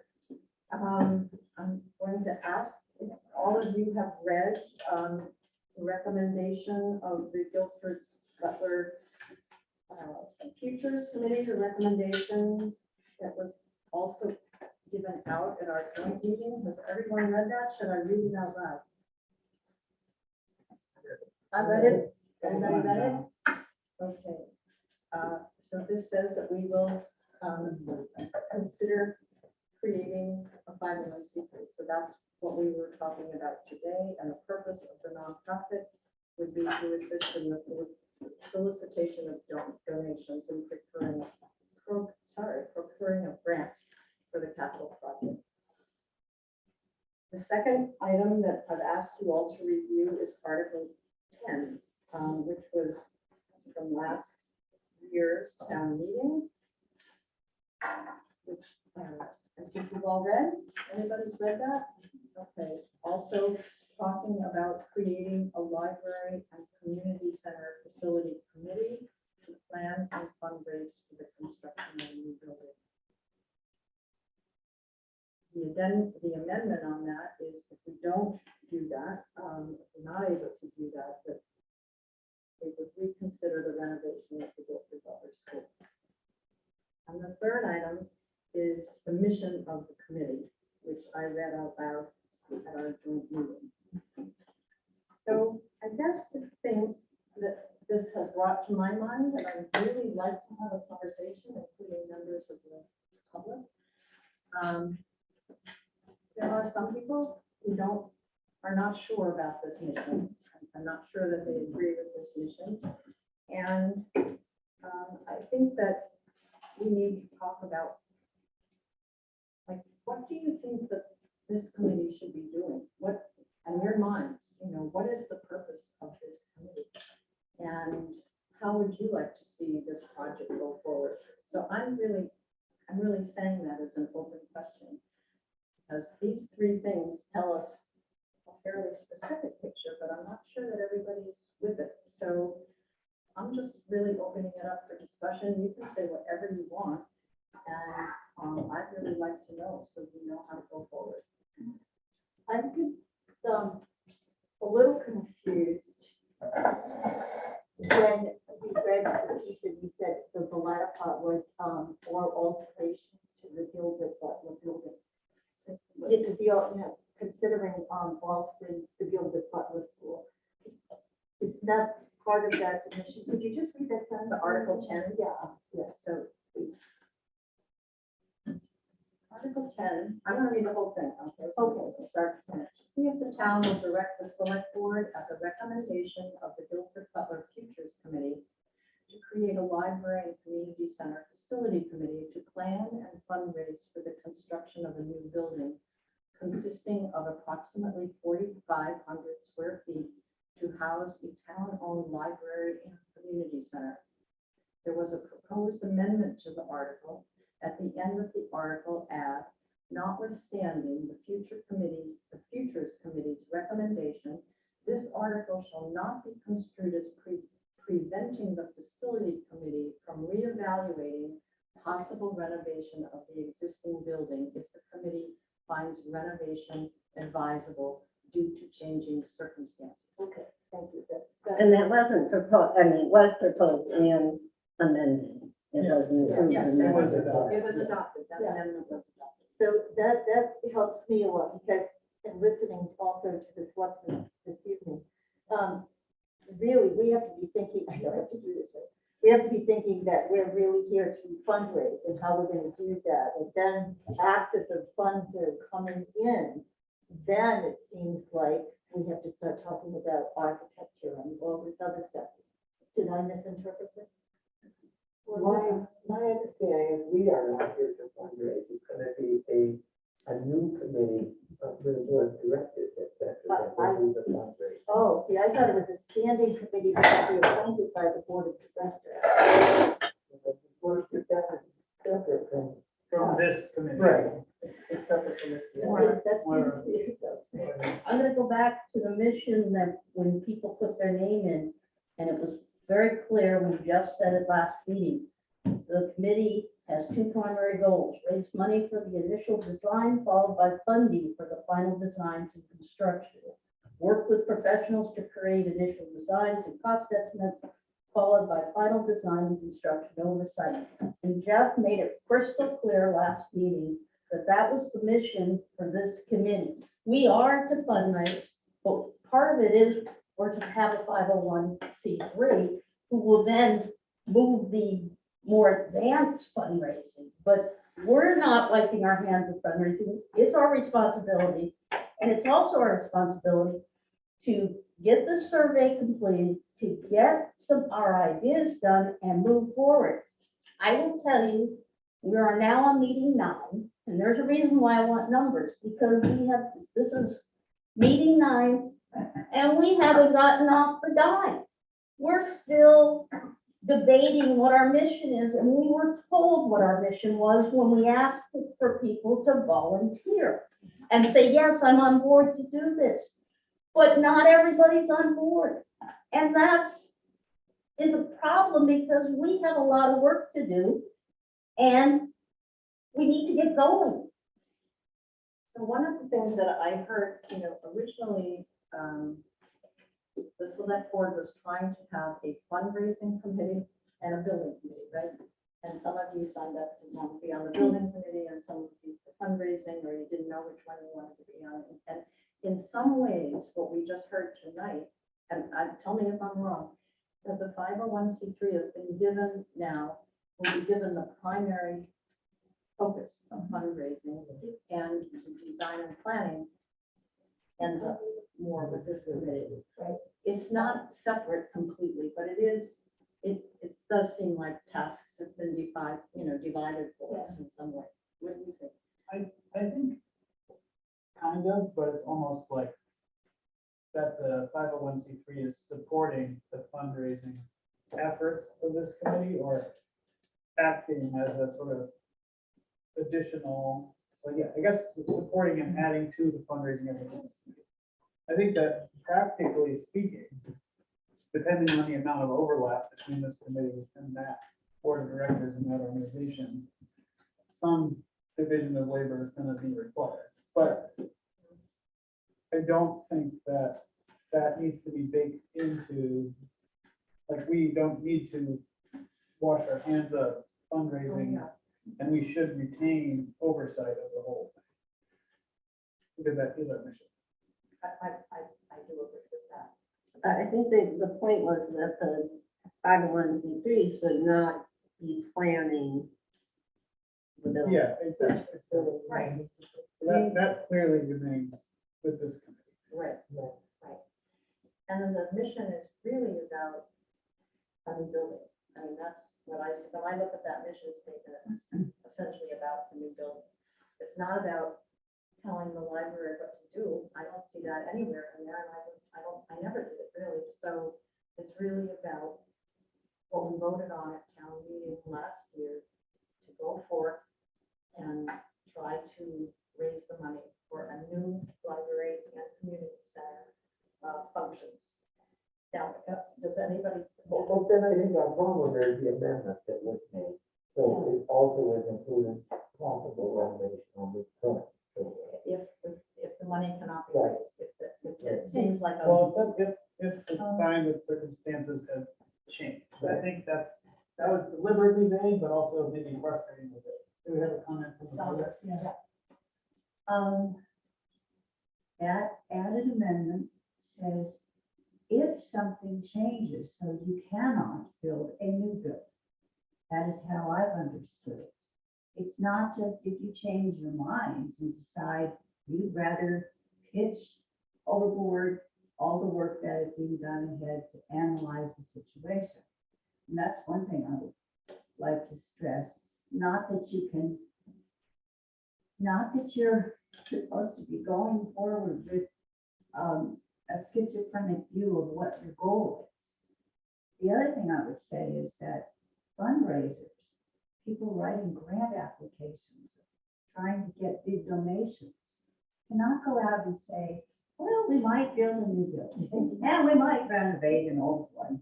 They have to have a clear goal, and whatever they say they're raising the money for, had jolly well be better spent for, or you're in deep trouble. Yeah, that's a very good point, Sandra. The amendment was done, and Sandra's correct, but the amendment gave, after 5 years, you're not getting anywhere. It gives you another way to go back. But it is not the goal. And there's a problem that I see every time people go, well, you can't get there. Well, if you keep saying you can't get there, you're not going to get there. You've got to be empowered and full charge that we are going to plan and fundraise for a new building. That is our mission, and that's what we should be doing.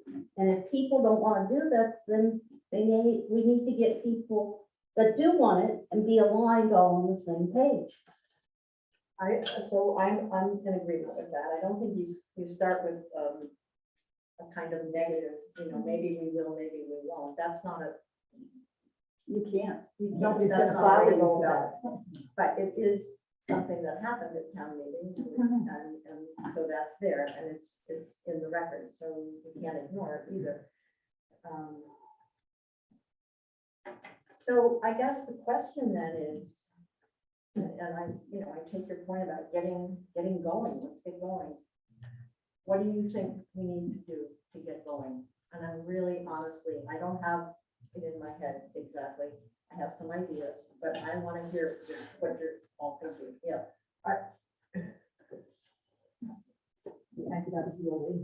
I think, as Gabe very nicely clarified, I don't think we can get going until we have a building design. I can't go out and tell somebody I'm gonna raise money for blah, blah, blah, but I don't even show them or tell them about it or explain. I don't think we can hold a fundraiser until we have a building something plan. Yeah. concrete to talk about. So that's the first thing. We've got to get a That's building. what I've been trying to say all along. I think we also have to clarify whether you want to keep this to 4,500 square feet. Because this is just, and this, I was thinking of you. I just spent time with a green builder for a 1,200 square foot house, starting at 400,000, and that was with nothing in it. $400,000 for 1,200 square feet. We need to take all this stuff into consideration. That's not including solar panels, that wasn't, it was the construction, it was the walls, it was that kind of stuff. So, if we're gonna do this kind of thing, We we need to, did you hear about the new thing with the solar panels? How this thing with whatever, is it China or whatever? It's the tariffs. I mean, oh my God. Well, They're it's gonna stop definitely gonna making be a solar different, panels because they can't get the material. it'll be a different number than it was. So I'm just saying, my whole point about this is we need a building to talk about, whether it's 4,500 square feet or whatever. We need something to talk about first. So whenever we get the surveys done, compiled all that stuff, and then we can go out and talk about a building. I mean, if you want to send a couple people out to look at libraries, and I know you guys have already done it, but there's some of us that haven't. Maybe we can go do it. We can bring that into the conversation. You know, I know you went and looked today, I know. But, I mean, there's just, Well, so I thought I was put on this spot, so I didn't need to respond, and we weren't on the again, spot, I just was talking, I was and, just responding I to what mean, you the had green told me. building gives job. He knows what that means, he knows what all the alternatives are. Green is not exclusively solar. If you can have other systems working, I'm totally open. I mean, and again, we're thinking today, but this is a building that's supposed to last for a minimum of 20 to 50 years. It wasn't just solar, Catherine, it was the Well, walls, but it that's was the the whole building point. But material, my it was point the is, foundation. it was- There is money to be obtained, and you can't start by thinking small, and you're starting with, we can't. Here we had the planning stage. We can't do anything we want, and that's the whole point. When you design something, you have to, what is your dream? What do you want? And then you make it work by combining spaces, I mean, multi-purpose, rooms or whatever. But the attitude has to be, we can, not we can't. I didn't say we can't, I'm just bringing that information to the table. No, I think that's a good point. Like, and I mean, construction across the board, much more expensive now than it was a couple of years ago. That's- 6 months ago. That's true. Even 3 weeks ago, but go ahead, Melissa. What I was going to bring is that you have constantly said 4,500 square feet. It's an approximate amount. We have not settled on it. It was just a ballpark. If you read the report, it's a ballpark number. But the survey has taken way too long, and we didn't publicize it, but we had to have the survey to get what people want in the building, because you start from within inside and know what you want, and then figure out what the building is. And so it took forever for this committee to decide on how the survey should be done. But shame on all of us for not publicizing it. I know I talked and made comments, but it didn't go anywhere. And so the fault lies here on all of us that we didn't do a good job getting the word out. And so town meetings are our last hurrah, and that's why, we need to know what people want in this town. But there is no limit. Once we find out what people want, that's the buy-in. Then we decide they want this, this, and this. Then we can start seeing what we can do. Once we know the big globe of what we want, the hard part is when it comes to checking how much it costs. If you've ever built a house, you know that. It all comes down eventually to cost and what you can afford. But let's dream big and dare to fail there. But my frustration is, let's get going. And we're waiting on a survey, but we need everybody to be on the same page here, because the very first meeting, we had people that said, oh, we can't do it in 45. We don't want a new building. Well, it shouldn't have been part of the conversation. It should have been, yes, I'm ready to work. Yes, I want to do this. And I'm saying, this is what I want to do. I can hear your frustration for sure, and I can also hear your enthusiasm, and I'd like to make sure that other people have that same enthusiasm for moving forward and getting going, because, we haven't really had that yet. Well, I think, it's obvious, you need the results of the survey. And the key is to have the town behind it. You need as many responses as possible. So now indeed, the town meeting offers the best option coming up soon. with hopefully more people turning up, it's nice weather and so forth. But, eventually, if this still doesn't work, I mean, I got thoughts on canvassing could have helped as well, but, it's getting too late to do that. That input is necessary for me to start throwing, volumes and spaces and whatever, do his magic. But I think, while he does all this, I mean, I will see the committee working at thinking the process through on how to reach people. You can't take the same approach to reach everybody in this town. There are people who work, people who don't, people who, need part-time and so forth. So I would think, trying to have some brainstorming sessions on what are the possible ways of reaching people, opening them up to the concept, and obviously getting their dollars at some point or another. So, are we going to need printed material to do that? Are we going to have to hold presentations, big sales, lobster baits or whatever? Yeah. Or, more private gatherings in homes and, trying to reach. All of that. All of that. So that's We the all whole point. And, all of this depends also on the demographics of the town. So things have been changing hands in town, have the people really moved in already? I mean, how many neighborhoods can you identify in the town? Can you have captains for all these neighborhoods? So to me, this is all the planning work that has to come into play. And while Gabe does work with the results of the survey, the rest of the people can work on this issue. That's my take on it.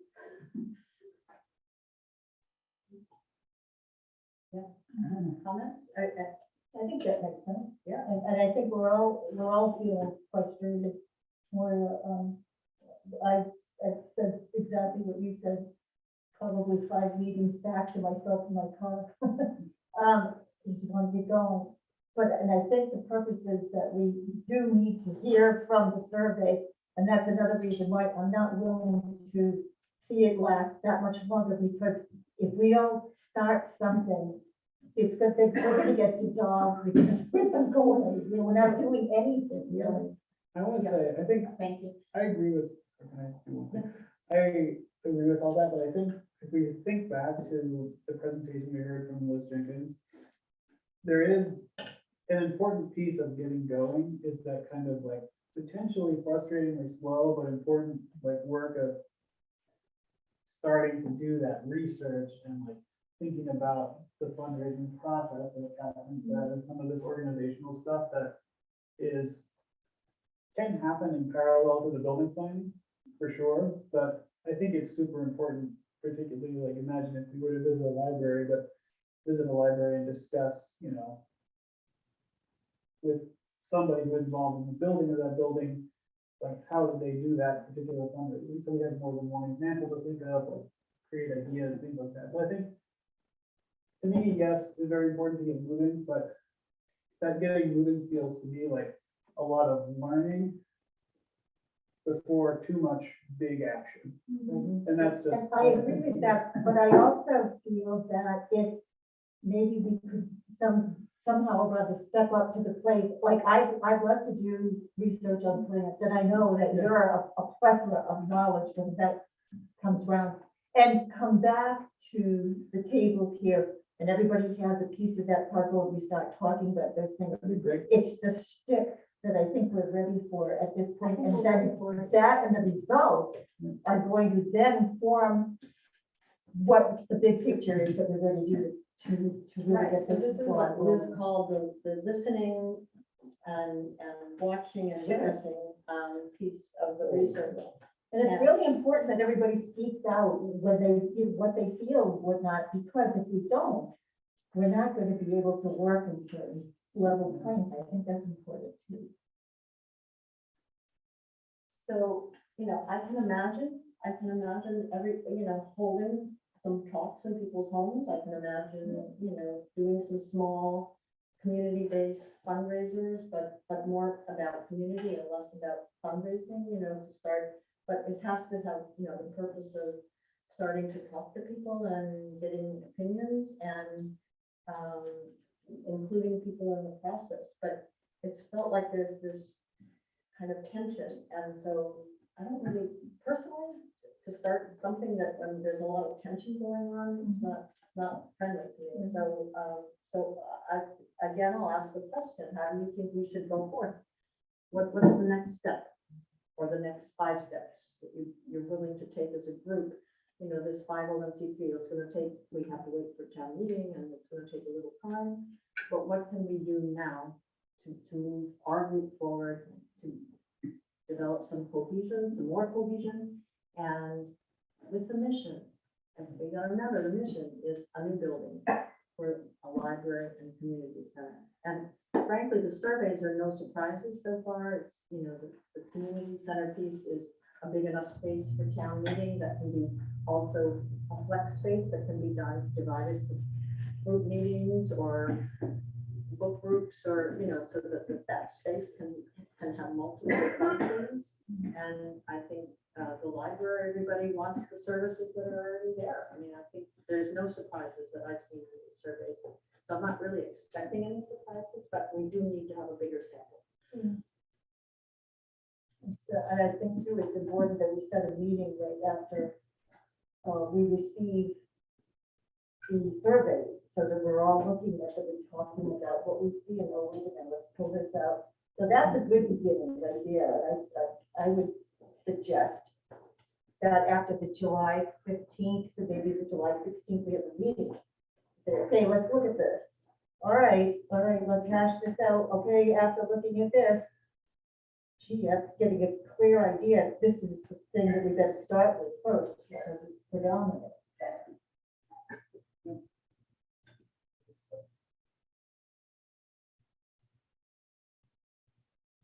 What other kinds of research do you imagine doing? We can go to libraries, we can do it as individually, we can do it as groups. I think Dave and I have talked about all of us, at least together, going once to our library and really, you know, being there together. That would be a really nice thing to do. So that we can participate. I think one of the things that we can start, and then this be a homework assignment for everybody, is put a list together of different people, organizations for fundraising that you're aware of that are on the same, you know, if it's a community foundation or if it's something else, that are giving money to these type of organizations. I think that should be, so we have a big list now. I think Catherine has. I had started trying to build, you know, like, I had no clue, and I wanted to look at who in Maine gives money. And I had found a list, you know, online, and I had started going to the various websites, and I was kind of disheartened because the range of gifts were, you know, at first pretty small, like 2,500, 5,000, where, you know, we are looking for 50, 100, 200, 500, you know, in that range. So we're going to have to expand this search, not just be contained to main foundations and so but forth. We need to start, and Yes. everybody Totally. has come from other places, has done different things. Could that be our homework for our June meeting? I think it should be. Would you participate in our- I was, you know, yeah. We have another resource. And I know, Maureen has had a I'm lot, gonna sit next to her and pick her brain. a lot of contact with funding and grant resources, right? And then there's all the environmental, you know, main energy. and- Yes, that's another thing, it's like the mission, I mean, you know, the name is library and community center, so there are a whole bunch of grants for libraries, but you need to tap also in other things, because what you're trying to build is like the community center of the future. And I do believe you can be creative, you know, especially after a pandemic like we've had, where, you know, methods of delivering care will probably change, you know, if you need to reach a lot of the population very fast, you know, a community center could be an ideal place, because people can get there and can get immunized quickly or whatever, but so, you know, I think again, that's room to talk and, you know, trying to open up, you know, the range and Because in the end, you're gonna have to write grants and letters, and so you need to start developing the narrative of what you're trying to do, not just describe the building, but what prompted you to do all these things? What do you expect to get out of them? That's a good suggestion. That's a good start for each of us to be building up, like you said, a letter of introduction as to why we want to do this and what we're targeting. And it may start with Mr., I don't know if David Butler, that was his name, that it was an individual from the town so in need and, came up and, had done something gigantic at the time, for the kids of that town. And now the town wants to do something for all the citizens of the town. And we're trying to rally, but we are a small town and we have limited, resources. But again, here, I think developing an argument about what are our needs. So we have an idea of, if we are looking for 1.5 million, or possibly 2 even now, versus the capacity of the town to show effort. So we're gonna have to give ourselves a target, how much to raise from the population itself, to try to really bring up the participation so that people really would like that to happen. And obviously, the more we raise from the population, the better. But then you go to foundation and you say, listen, we have this population, this is the socioeconomic, characteristics of the town, and we managed to raise, $500,000 from that little town already. So the people are really behind this, but we need your help, to complete the project. And then, when people see, okay, you really bled yourself to get this, people are more open to. Well, I would Yeah. you're also, go ahead. I was gonna say, I think that's a good point Mm. overall. I think that it makes sense. One thing that I would say, just in parallel, is developing a narrative is helpful in fundraising, but it's also helpful in design and planning. So I think that one other piece that we could begin doing earlier than later, once we have the results of the survey, is actually developing like a more fleshed out mission statement for the building itself. Because it's very important to start to talk about what all of the physical characteristics of the building are, and the dimensions and the capacity and all that, but that's equally important to start talking about like how we want this to feel, how we want this to, what message do we want this to send to the people of South Thomaston, people who use the building. What is this thing? Like on a deeper level than just, how many square feet is it? So that's something I would like to start talking about shortly as well. And that's what I'm interested in doing. I'm not interested in choosing a new building or renovating. I'm interested in what are we trying to do here? A vision. You're A looking for a vision, vision yeah, and a future. What's So happening? I know one of the ones that, is not necessarily for a new building, because I'm not sure if I am or not. I want to see what the vision is, what we have, what we can do with, and let's put that all together before we start saying we want 2,500, 2,500 square feet or something. And the current building we have is 6,000 square feet. So we need to go there and look and see, okay, can we cut down by 2,500 square feet? Yeah. And so meet our needs. That's the design. Process. Yeah. And so go ahead, Moira. I have 2 things. One, on all boards that I've been on, they should be talking the same message. So all the letters should have the same information when we get there, with the same message. Secondly, it needs to be 100% contribution from the members of the committee. Doesn't matter the amount, but the committee is 100% behind the project. And so that needs to be done. And I just mentioned those 2 things, and then this one just came up. What you just said is against the mission when you said you're not for a new building.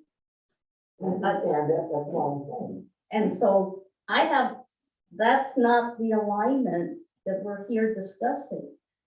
Our mission when we were asked for people to put their names in for this committee was a new building and fundraising. Okay, when I was asked to be on this committee, they were desperate for new members, and they didn't ask any questions.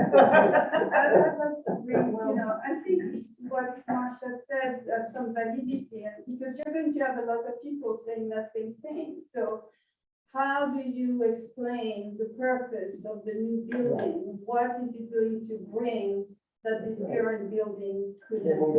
But our mission, I understand that, but our mission is for a new building, and so that's a roadblock. But At it's some like, point, It's not just. at some point, it's gonna be very soon, I think we all have to agree that the new building is what we're working on. That has to be. But first, we have to find out what we want, which is a survey, and And we then. have to build, I think, one thing that we do have to do in order to achieve this, if this is our actual goal, is understand that not everybody in the town wants a new building, and understand that we're, part of our success as a committee will be to be patient and explain carefully what we think the benefits are and do what we can to build consensus. And be respectful about it too, and I think that's, you know, that's part of the public outreach portion of our mission. I agree, Moira, that we need to agree completely on the committee what we're trying to do before we can even think about doing that.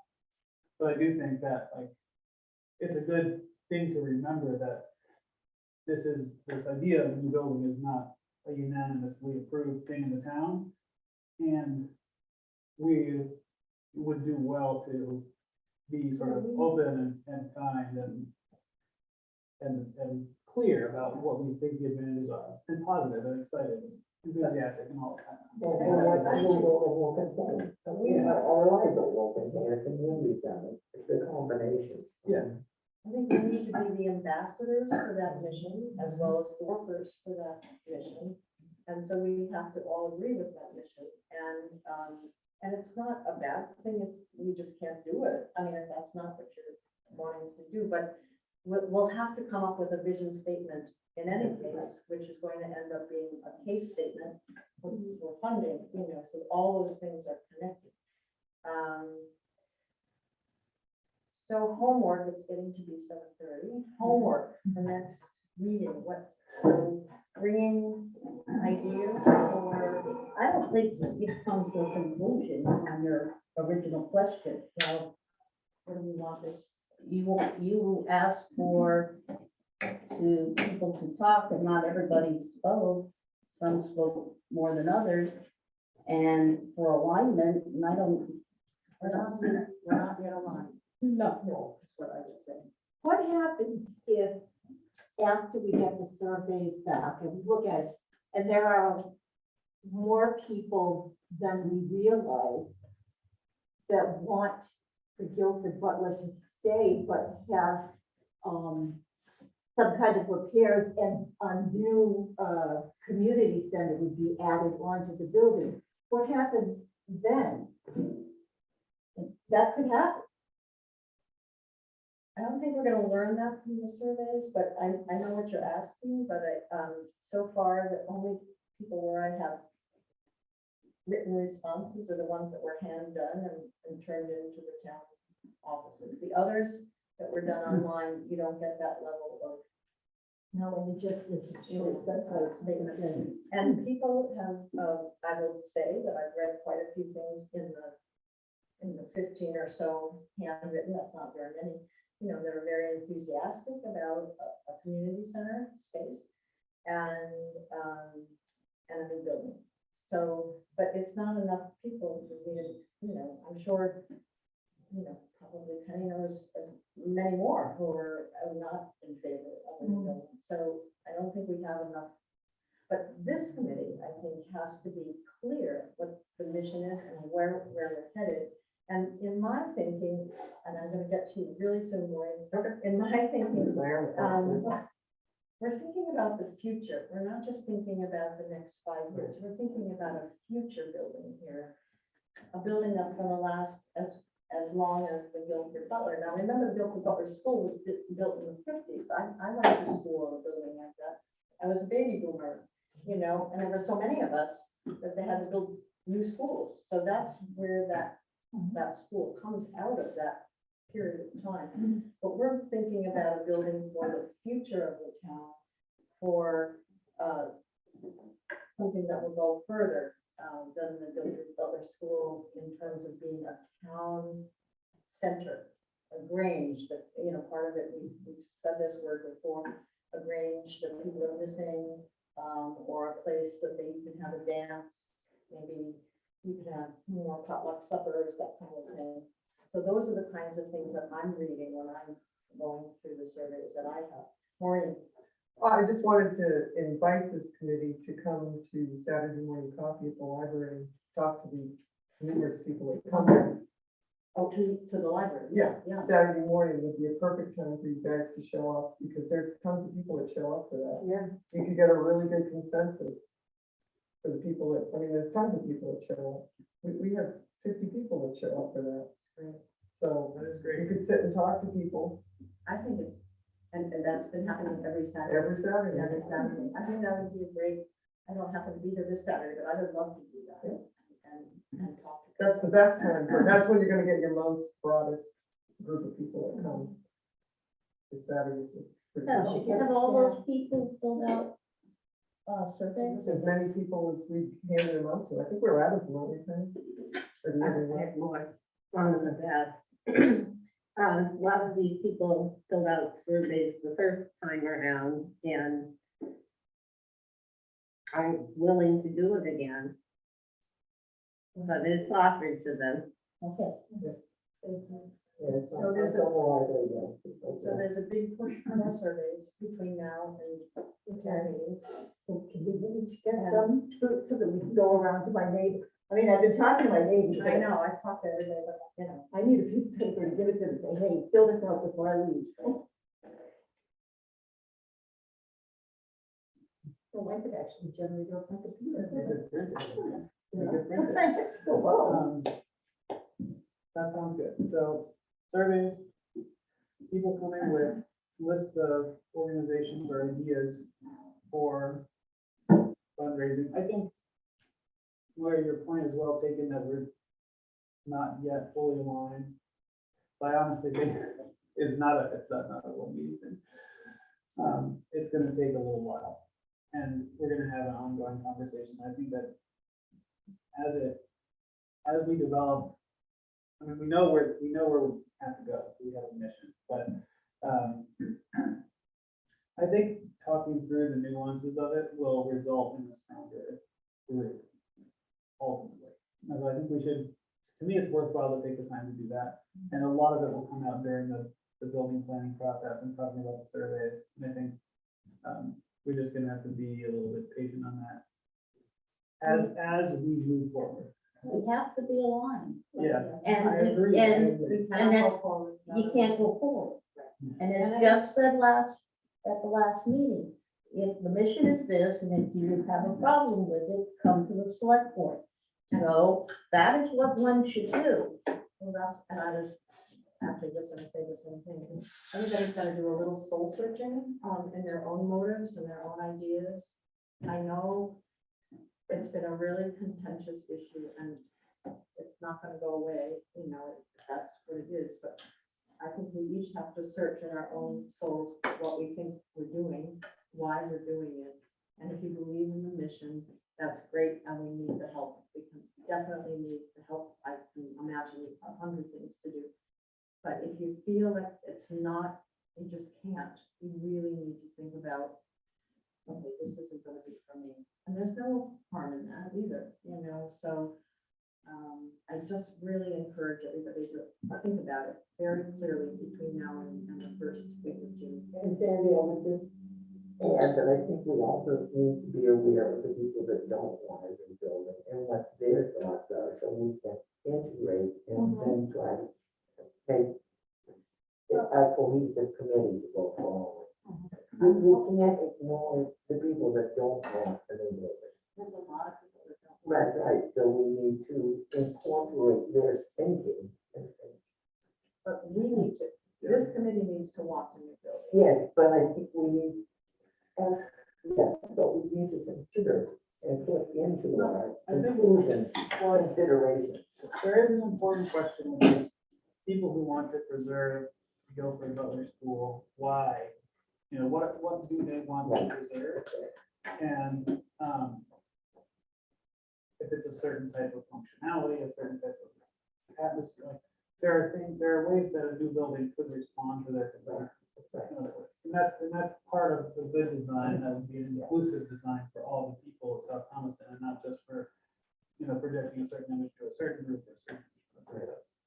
That'll be important, but I think that's ultimately a design. Go ahead. I'm just gonna go back to the mission. It's a new building.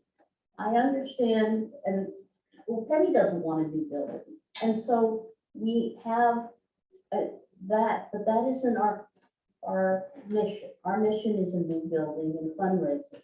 And that is what Jeff and the select board said. If you're not on board, then go to the select board. We can't go forward, folks, if we're not on the same page.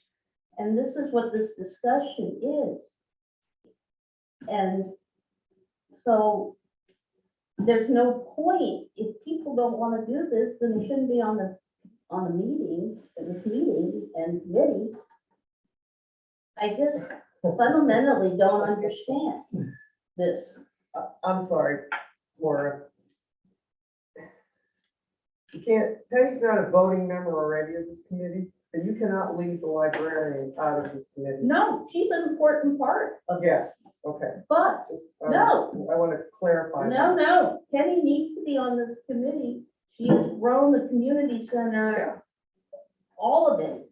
And her eyes, her needs have to be met, no question. Building a new library, you need the director. Right, but A magnificent director for doing. Penny does a lot. I'm not saying that, but I'm just going back to the mission. It's a new building. That's the alignment. We have to all agree that we're building a new building.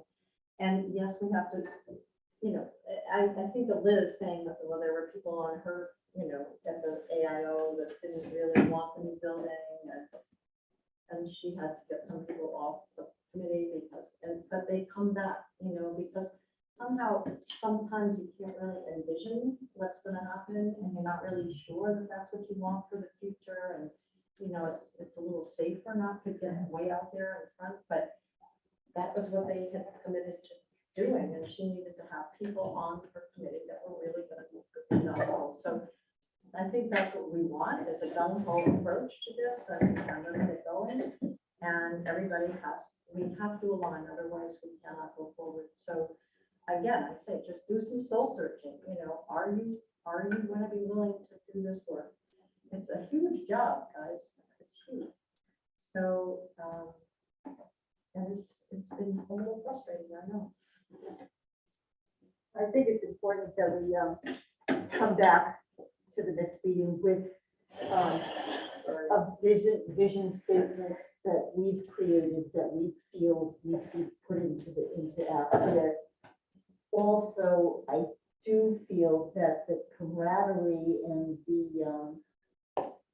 the group consensus will grow more positive and will grow tighter as we are assigned to reach out for grants and different kinds of research, money, resources. And we can talk about this. Once we get that stuff going, there are so many other pieces that we learn that then become the focus instead of what this point is right now. I think we keep getting hung up on that. And I know it's difficult and whatever, but we do have people that feel that way. It's not going to go away. I think we're done. So I think you just, before you adjourn, sometimes you adjourn too fast. I think you should go over the homework assignments, just to make sure it's crystal clear for everybody. Okay, so, thank you. So I think the homework is that people come prepared with some information about potential grant funding sources.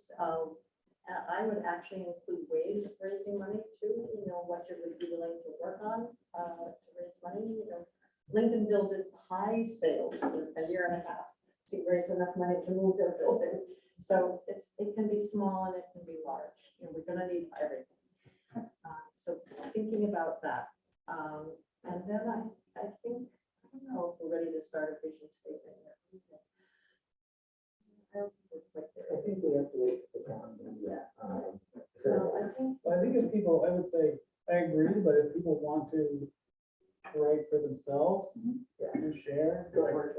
there's no reason not to. Yeah, And I a think vision that conversation. We'll all take it, we'll all, we'll read, we'll discuss, we're prepared to do that, but I don't think this committee will finalize a vision statement that becomes part of our fundraising package until after we have the results of the survey. Oh, yeah, totally agree. But I think we need to be thinking about it. It gets started. Yeah, no, it would be great. I think the more people are willing to share about what they think about this building, and the more they're willing to engage in that conversation, that is the best. So right now, we've had these couple of months, town meeting and getting the survey, so we can have these conversations and generate a lot of ideas. And the witnessing, watching, listening thing, talk to people, write it down. Go to the library on Saturday mornings and talk to folks and find out both for and against building, what is the concern? What are their goals? And bring that. Okay? Any other comments from the field?